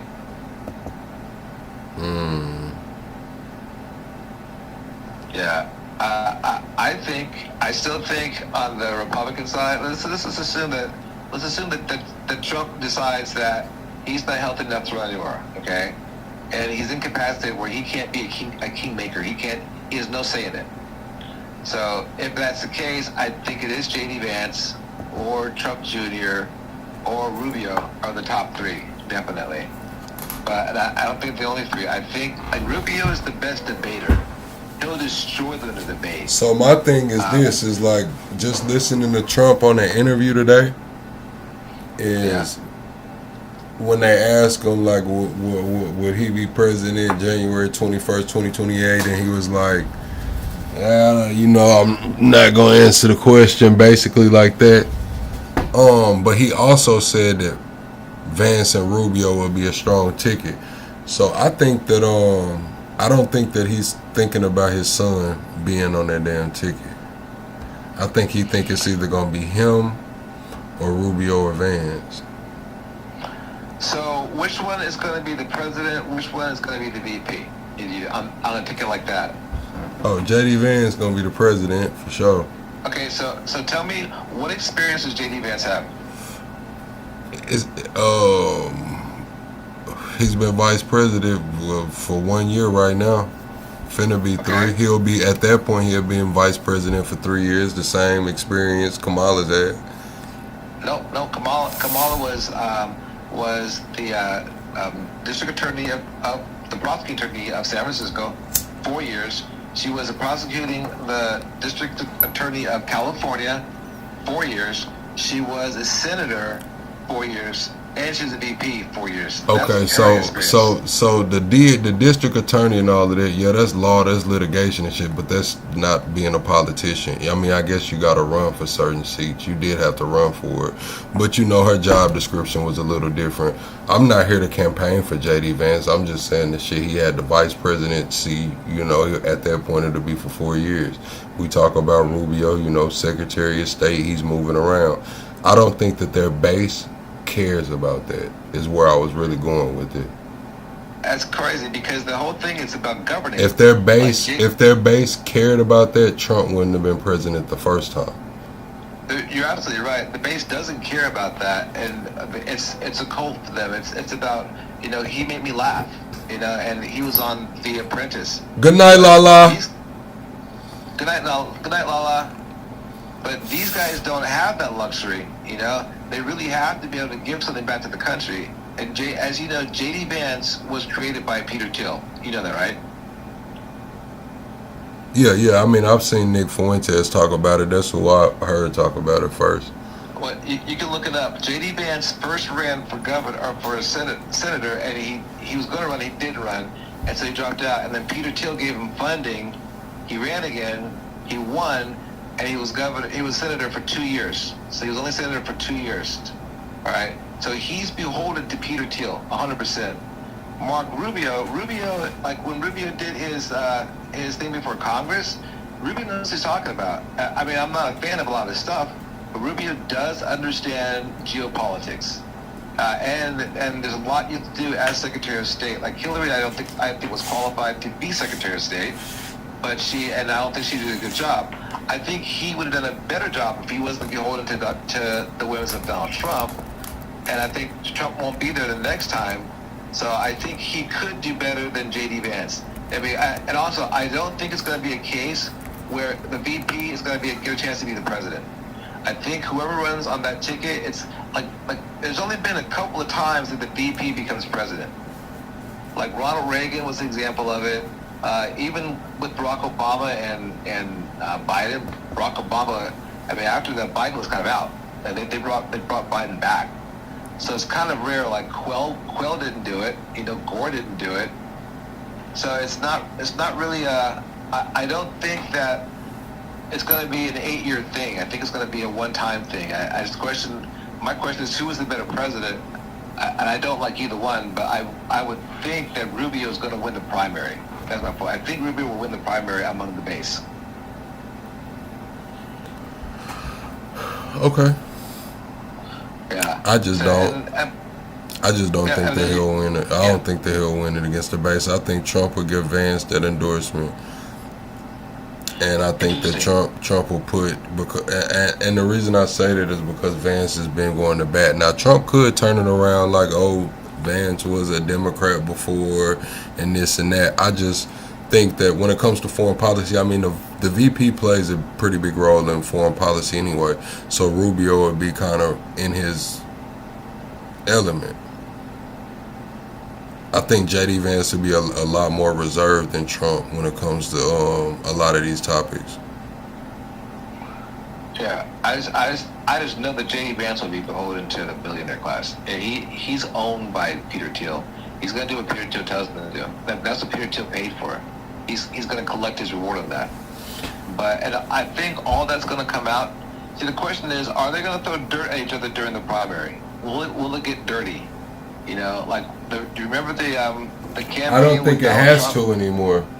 I don't think it has to anymore. I think that they can pay the podcasters to do it, to put out their dirt. Like think of how fast Vivek's turnaround was when Nick Fuentes started that attack on him. It got so bad that he cut off all his social medias. Like, his numbers dropped significantly. Everybody was calling him a stinky Indian and doing all of that shit because of the snowball effect, the omnipresence effect of a voice like Nick Fuentes, who said, I don't care about anything this midterm, but Vivek Ramaswamy cannot win. I think that expands. I think that becomes a bigger issue and a bigger thing that's ongoing the deeper we get into the years. Did you watch the Turning Point USA meeting with Vivek up north in whatever state, Ohio? I did. They all just ripped him a new butthole. I did. That's when he had J.D. Vance's brother up there. Yeah. So, they were in Cincinnati. We watched it. They were in Cincinnati. Yeah. So you bring up a good point. Like, there is the Nick Fuentes factor. And Nick Fuentes, and he's already... It's not just him. I'm saying everybody, like a Steven Crowder, like just everybody. Like, these people can pay. Like how we just seen Piers Morgan casually drop, oh yeah, Trump called me. I talked to him the other day, and then at the very end of the show, he goes at that guy on behalf of Trump. Like, I put little things like that together. I like your choice with Nick Fuentes, because I think he makes a bigger difference than people give it credit for, and he does not like J.D. Vance. Does not like J.D. Vance. So it'll be interesting to see how that plays out. Like all these podcasters, like you're saying, right? The question is who's funding these guys? That's what I'm saying. Right now, a lot of let's just be all the way honest, man. If we're gonna be transparent, fuck it. We're gonna be transparent. I can't say who's funding these people, but there is a lot of funding going on. I've been reached out to, you know, by a couple different people, you know, trying to steer my content in a certain direction one way or another. And I told them both, like, well, not both, but the few people that I interacted with, I told them, like, hey, look, I'm just going to speak about what I speak about. You know, like right now, I'm not looking for any, you know, funding, or I'm not looking to gear my content towards a certain crowd to get a certain type of funding. Like, I'm just not. But it's definitely going on, and it's definitely a concerted effort. And it's definitely bigger podcasters that are reaching out and trying to grab channels that are small to medium size.